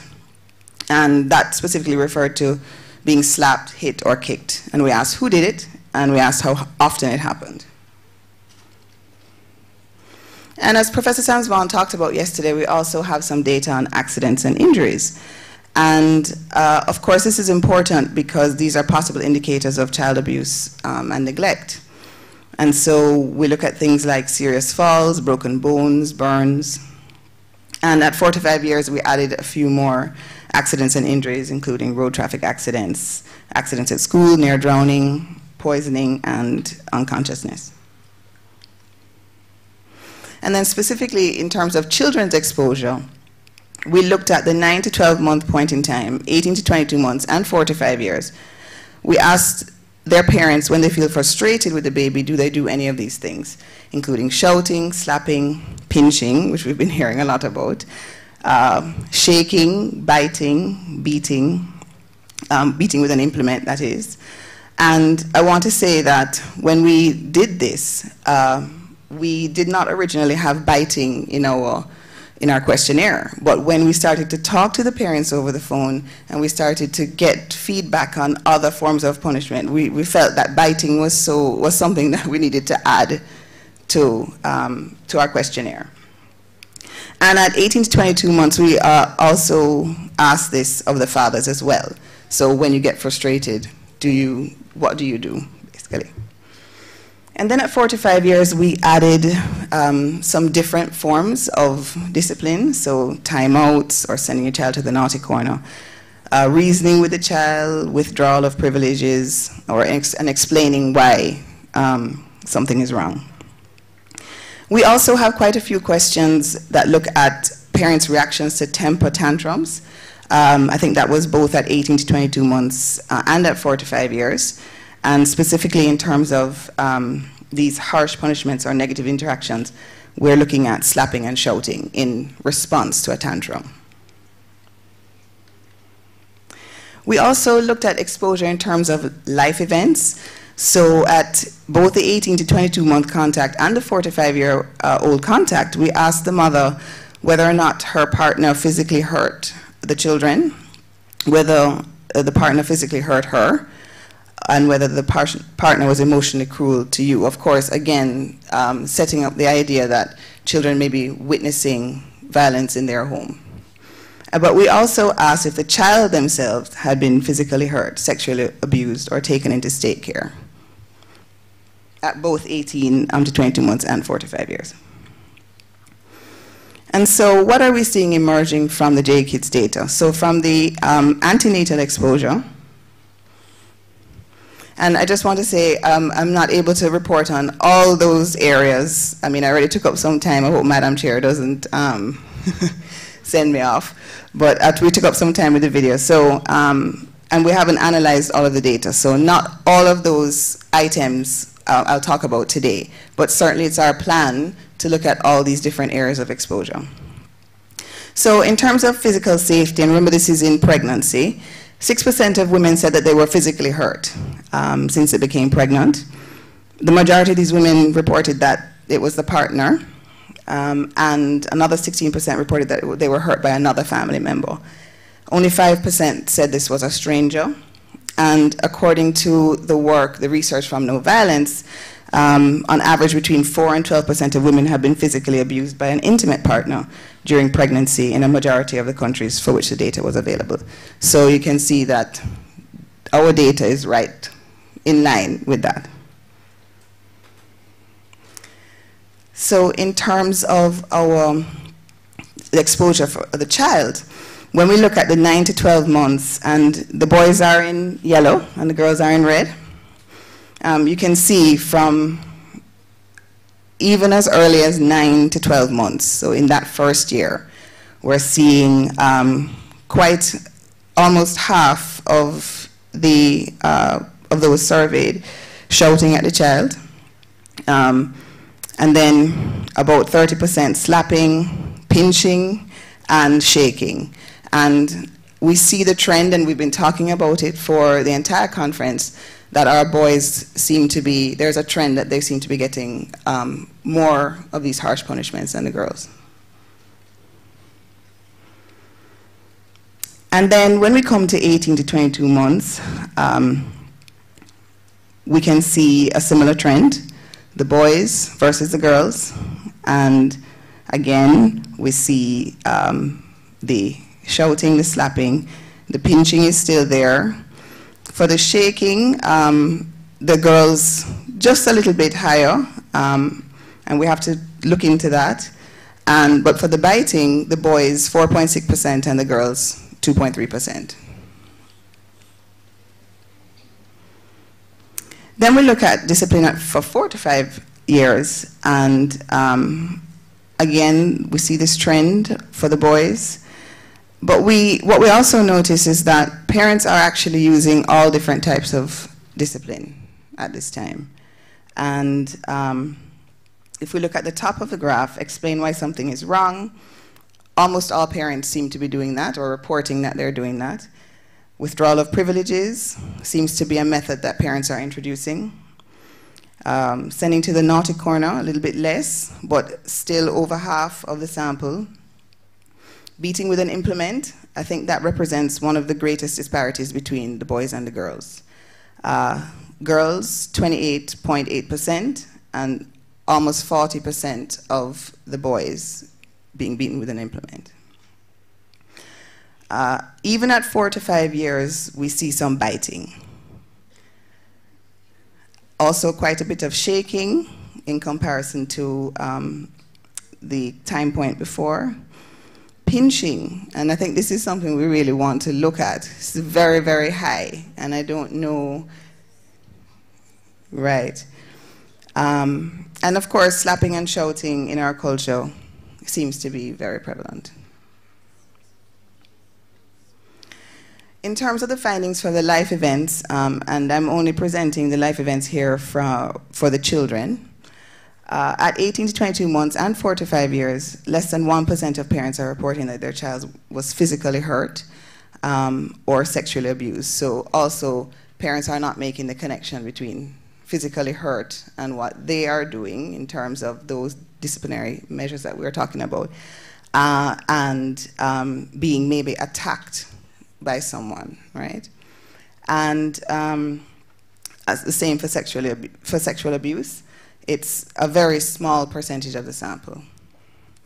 And only 1 child was reported to have been taken into state care at 4 to 5 years. So some of the things that are emerging from this data are that boys and girls can be exposed to violence at every stage of growth and development. And we need to start considering exposure to violence from the antenatal period, because as you can see, women are, right, they're suffering from intimate partner violence. Boys are experiencing more physical punishment even from the first year of life, and I think that's something that we really need to look into. As the video was saying, this can have a knock-on effect, and later on, we might be dealing with some of the repercussions of this. In the early years, children are exposed to physical and emotional violence from their caregivers, mostly, and again, this is consistent with what the literature says, what the data says from all around the world. And by 4 to 5 years, caregivers are also using many non-physical forms of discipline, I should say.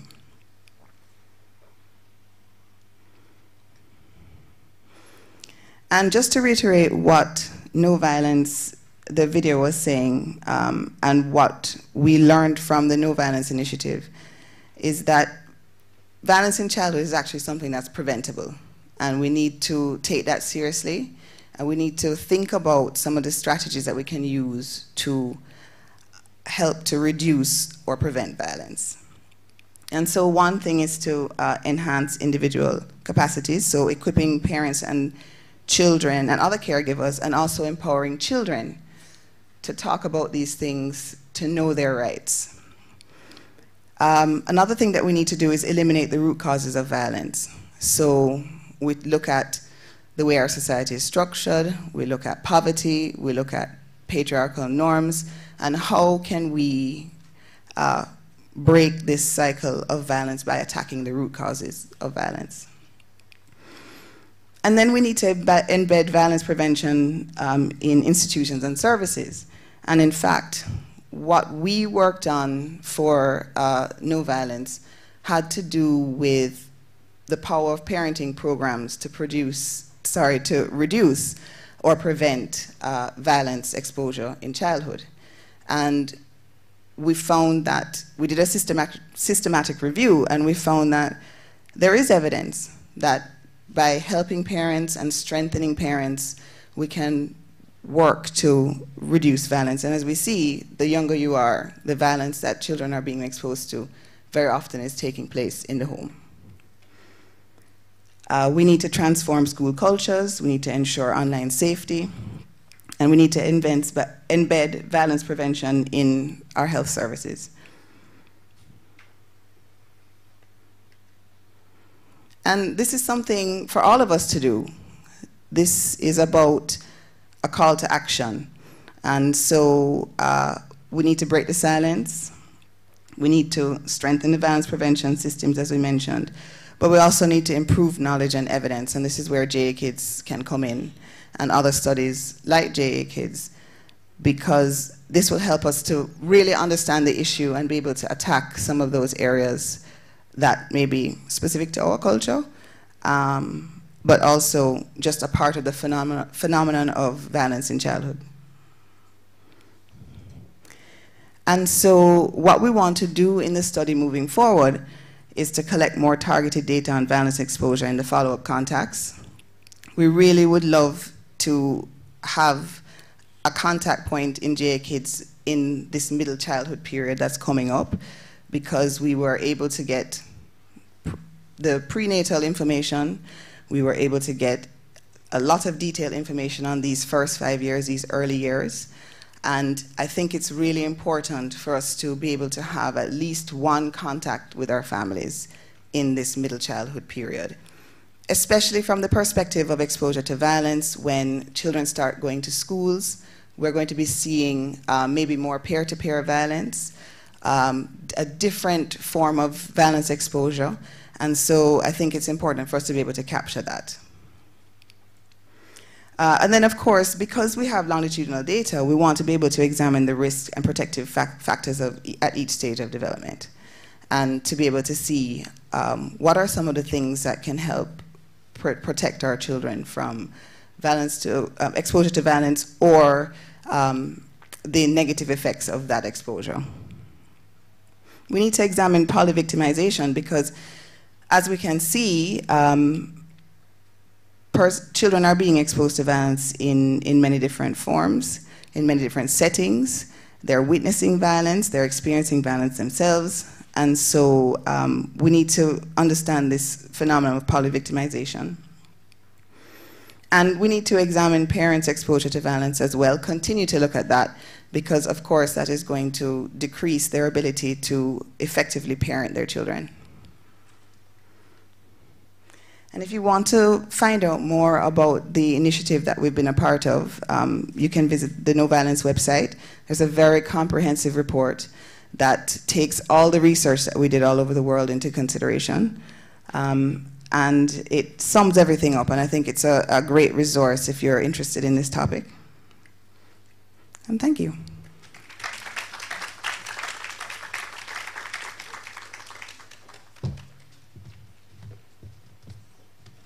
Thank you so much, Dr. Kordesai. And so as we invite the panelists to come on stage so you can ask them questions, could you give them another round of applause, please?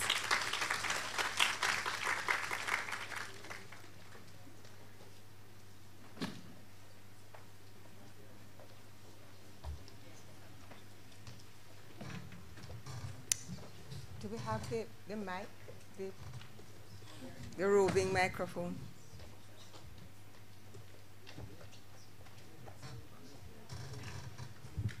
You know, there is a saying that violence begets violence, so we don't have to wonder what happens to the adults in our society who continue to wreak havoc.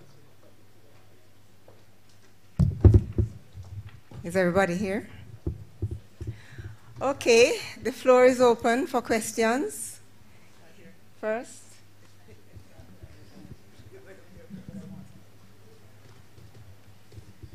Karlene, this question is for you. I noticed that you had beating 28% and slapping 90-odd%. How did the parents differentiate slapping from beating, or how did you differentiate it for them? The beating was with an implement. Oh. That was the difference. Another question? Yes. Over here.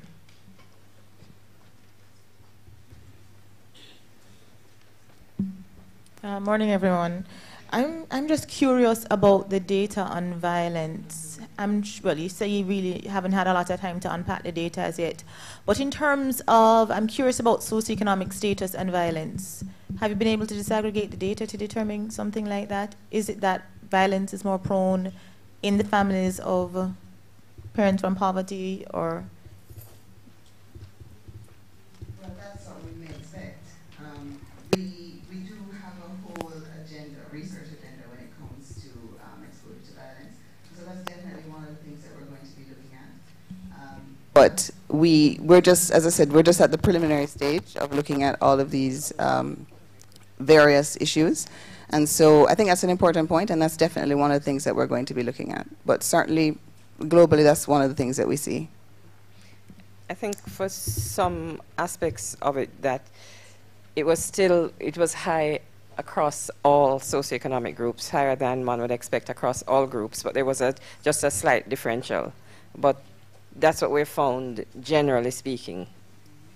But I just want to start with the case that you saw. And just another question. In terms of the ethics, because you said that you found where one child was sent to stay at home, but then you said sexual abuse. About the ethical issues with that, how do you deal with that in a study of this nature, to deal with the ethical issues? Oh, once we identify anything that is of that nature that requires us to report, we're all mental health medical professionals. We are fully aware of the Child Care and Protection Act. So we make sure that that report has been made. Another question from the audience? One of the things that I would be interested in revalence is correlation between type of household and violence. You know, I'd really love to see that unpacked. Is there anything that you've observed?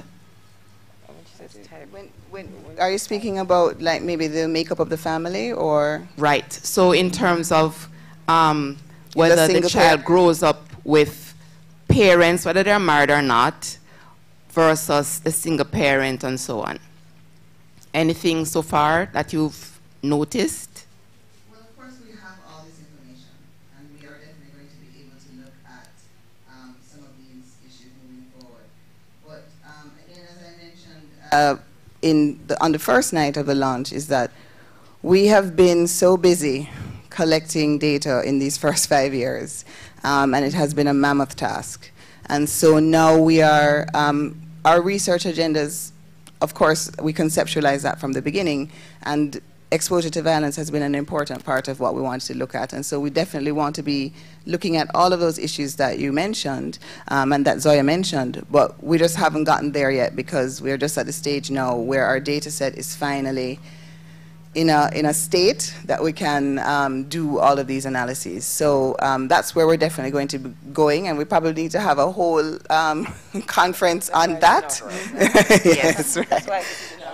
Because it's so interesting, it's so relevant to our society.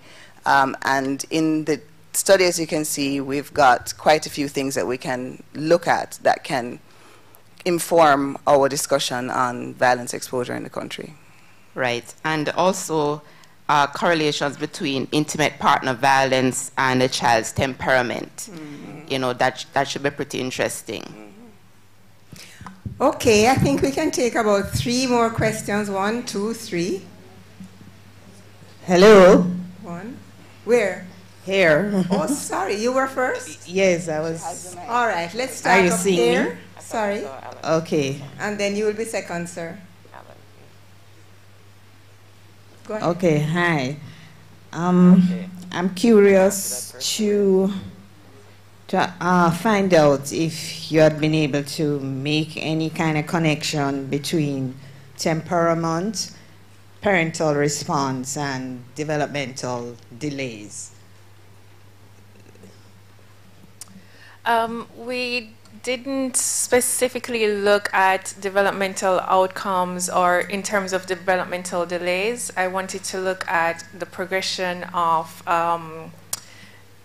developmental milestones at 18 months, and also the developmental outcomes that we looked at weren't independently assessed.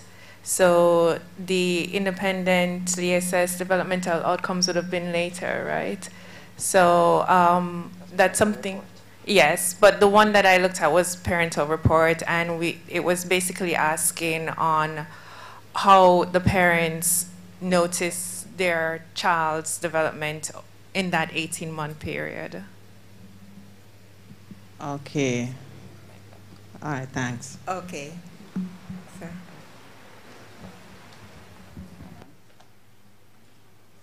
I'd like to turn the attention to the question of milestones, because you've got some nice data there where you could set some Jamaican norms for gross motor, speech and language, and personal social. But the fine motor surely is a reflection of exposure, environmental opportunity. So what you're seeing is actually children's experience rather than their innate abilities. So is there any way we can get around that?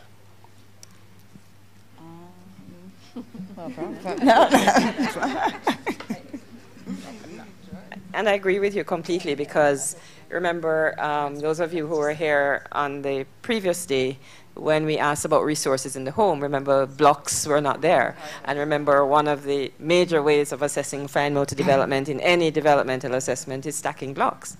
And so Alan is quite right that, you know, what we were seeing there is lack of exposure.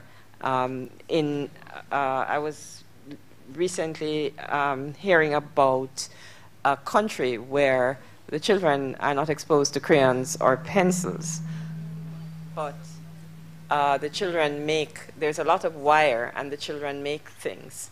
And their fine motor skills are assessed by their ability to tie wire rather than make marks because of this cultural difference. So the fine motor is really reflecting a very cultural difference.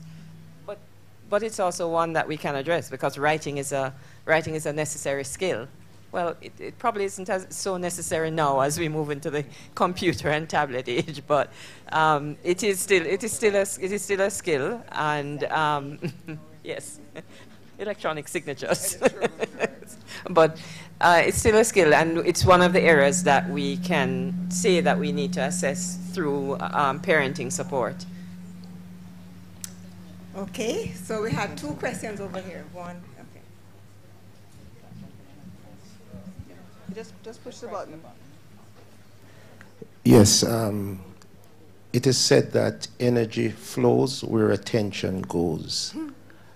I listened quite attentively to Miss Morrison, and I noticed that everything that was made mention of surrounded the mother. I was wondering, you know, what about the fathers? And I feel I'm happy I'm here, but I feel a little insignificant in the whole process. You should have, yes. Yeah, the mother's perception of the child, the mother's interaction, yeah, and when she was looking at procedure questionnaire, no fathers were involved. When I ran over to Dr. Karlene, her presentation, the only time when the father is really made, significant mention was made of the father, was when it spoke of violence against the mother, or violence, yeah, my wife corrected me, thank you, yeah, against the mother, yeah, and when the father becomes frustrated, what is his reaction, you know, and so I just think that maybe we need to just tweak things a little bit to involve the men, because possibly because they are not highlighted. This is one of the reasons why the absentees continuing, you know. And so I want to feel a little bit more significant before I leave here. Thank you. Well, let me just answer that and put that to rest completely, because it's clear you weren't here yesterday when we discussed the father questionnaires and the 3,400 fathers that we interviewed, and the questionnaire that was entitled My Role as a Man and Father, when we discussed father interactions, when we had a fatherhood panel, okay? Dr. Orville Taylor yesterday highlighted fathers because of information that we presented here. And he said he's going to use it in his sociology classes because this information is not out there at all. And one of the aspects that was highlighted was that the data, he said, went against the perception of fathers in the country. And if you look on today's paper, they actually spoke about the fact that the fathers, quoting our data, that the dads are with the moms 87% up to 18 months, and then it falls off to 63% by 4 years. And that's on the front page of the Gleaner, quoting the data here. But it's presented in a bit of a negative spin, because most persons in the population don't think that that proportion of fathers are engaged with their children. Fathers get a much more negative perception in the population. So he was elated by the data that showed that at 4 years, you know, so many fathers were engaged with their children. We also have the data on how much fathers play with their children. We find that as the relationship with the mother goes, so goes everything else. The financial support, the emotional support, the responsibility, making decisions about the child. So at 4 years, that's about 60%. 60% of fathers are involved in that care. And that, we had both the mother's perception and we had the father's report. So we had the two bits of data right beside each other. Thank you, I'm feeling better. I can see that you're feeling better, sir. Sorry, and I just wanted to add just a little bit that typically in this area of child development, the research is focused on the mother-child interaction, because study shows that this is the most important relationship in terms of attachment, the child forming an internal working model, so to speak, of how mother's caregiving, warmth, and responsiveness will help the child later on in life. So yes, there is more research in mother-child interaction in like literature, but this is something obviously that we could look at in the future for like father, mother, and child. Yeah.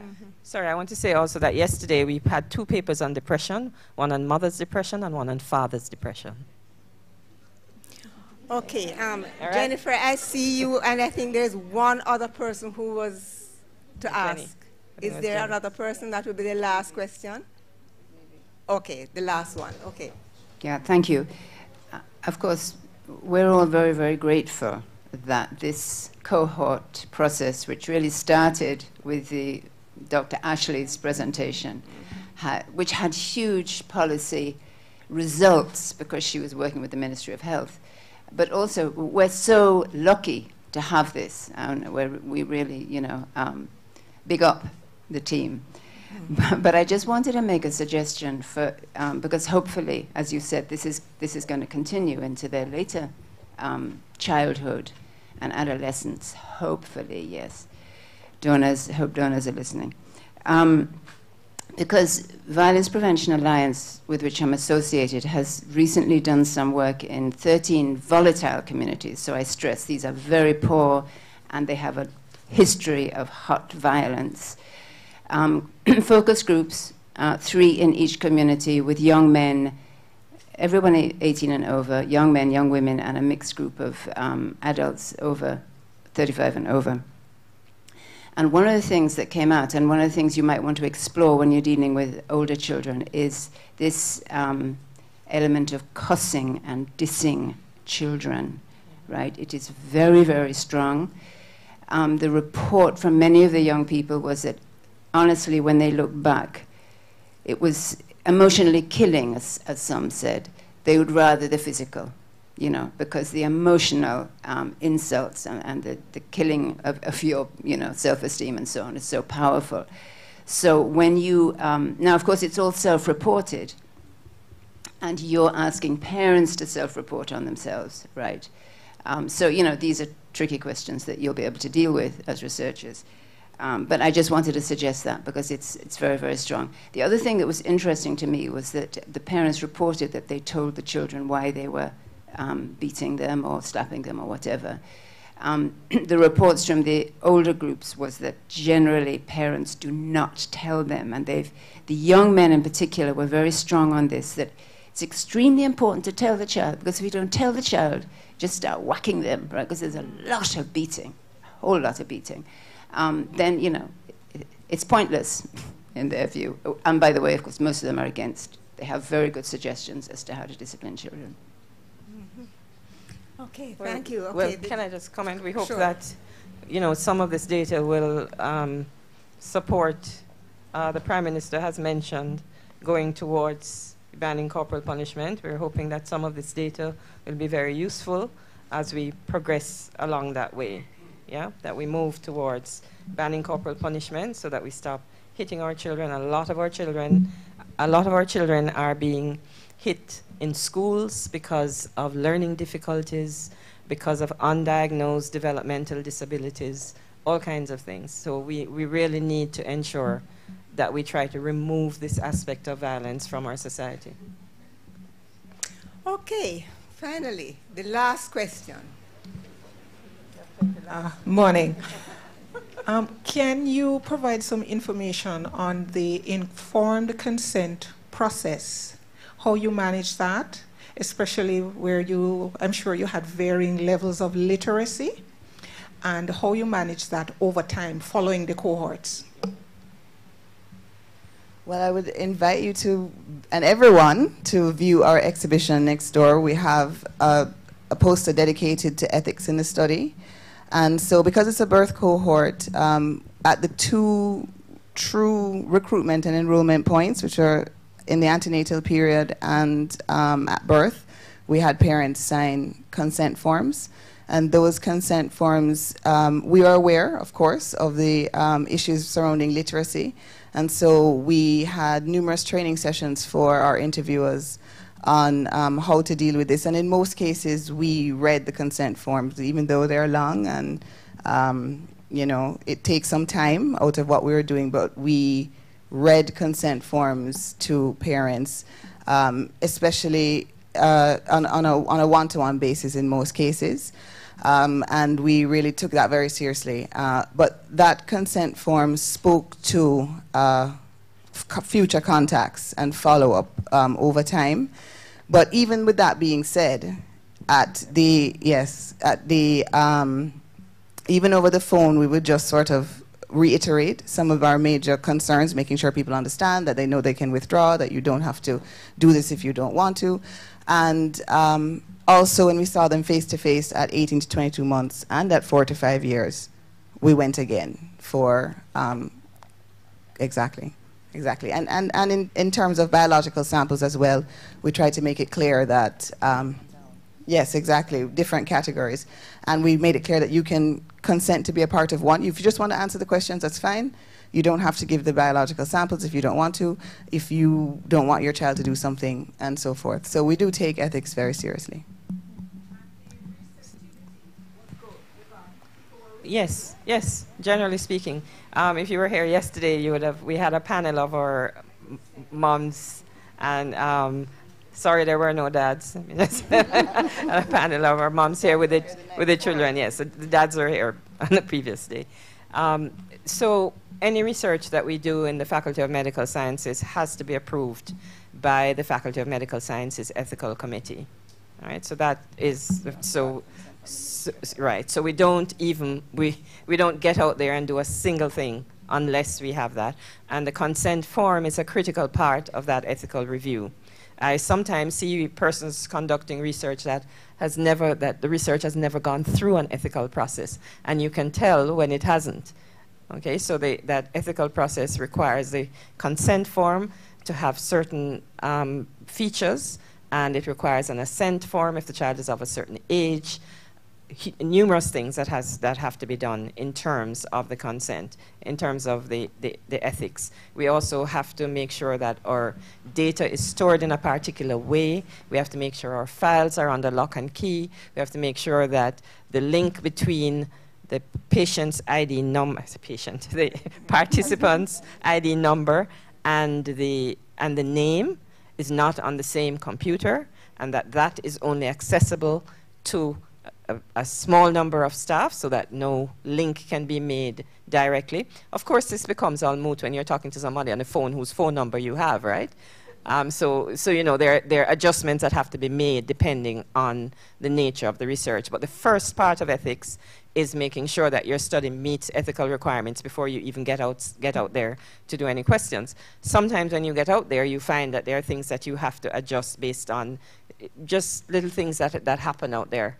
And our team that went out there, as soon as they met upon a problem, they knew they could call in to one of the senior researchers. They could stop what they were doing and they could call in and have their questions answered immediately. Ethics is critical. All of us have been trained. All of us have certification in ethics. Okay, you can get certification online. All of us have that certification. And I just wanted to add to what Prof was saying, that also whenever we were out and we had to make some changes to our study design, we always went back to the ethics committee to get permission for any amendments that we made. So we have tons of, well, not tons, but we do have several at different points in time amendments to the studies to say, you know, you gave us approval for this, but we would like to change this. You know, please let us know if we get the ethical approval for that. So we took that as seriously as well. We didn't just change things to our design without mentioning it to the relevant bodies. Mm-hmm. And a different level of approval was required. We have some video footings of our families. A different level of consent was required for videotaping persons and for them approving us using the video in particular ways. And pictures and images, we had to have a different level of consent for those. Okay, so all good things. There's one, she has a mic. Good morning. Your research has been so great, and my thinking, especially for yesterday, I wasn't here. And wondering where can we access your research? Yeah. It is very, very important to me. So we're going to be putting some briefs on our website. Okay, so we're going to be doing that. Yes. Next year, it's a little while to wait, we're going to have the more academic. This was meant for a more general audience because we thought there was important information that needed to be shared with the public. But, you know, there are going to be more technical kind of analyses that are going to be done in a journal. So we will have the Journal of Psychology, Health and Medicine. We'll be doing a special edition on JA Kids. It's not going to come out until next year because there are, you know, it takes time to get to publication and all of this. So that's going to happen next year. But we will be putting, certainly you have some of the abstracts there, but the abstracts don't have the degree of detail clearly that we have here. So we're going to be putting out the information that we have on our website so that persons can access. Thank you. Okay, finally, all good things must come to an end, or do they have to? You know, I want to ask one question. I'd like to see the hands of all those in this audience who will be leaving here feeling they have gained even one new piece of information. It must be everybody. It must be everybody. Because that's what it's all about. I think, you want to take the photograph? Okay, I won't bother ask the question, but just raise your hands as you did a while ago. Come everybody, the hands are not up.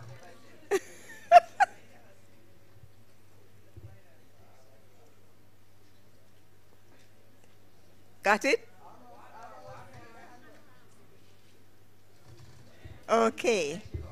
All right. But what a morning of rich, informative stuff we have had.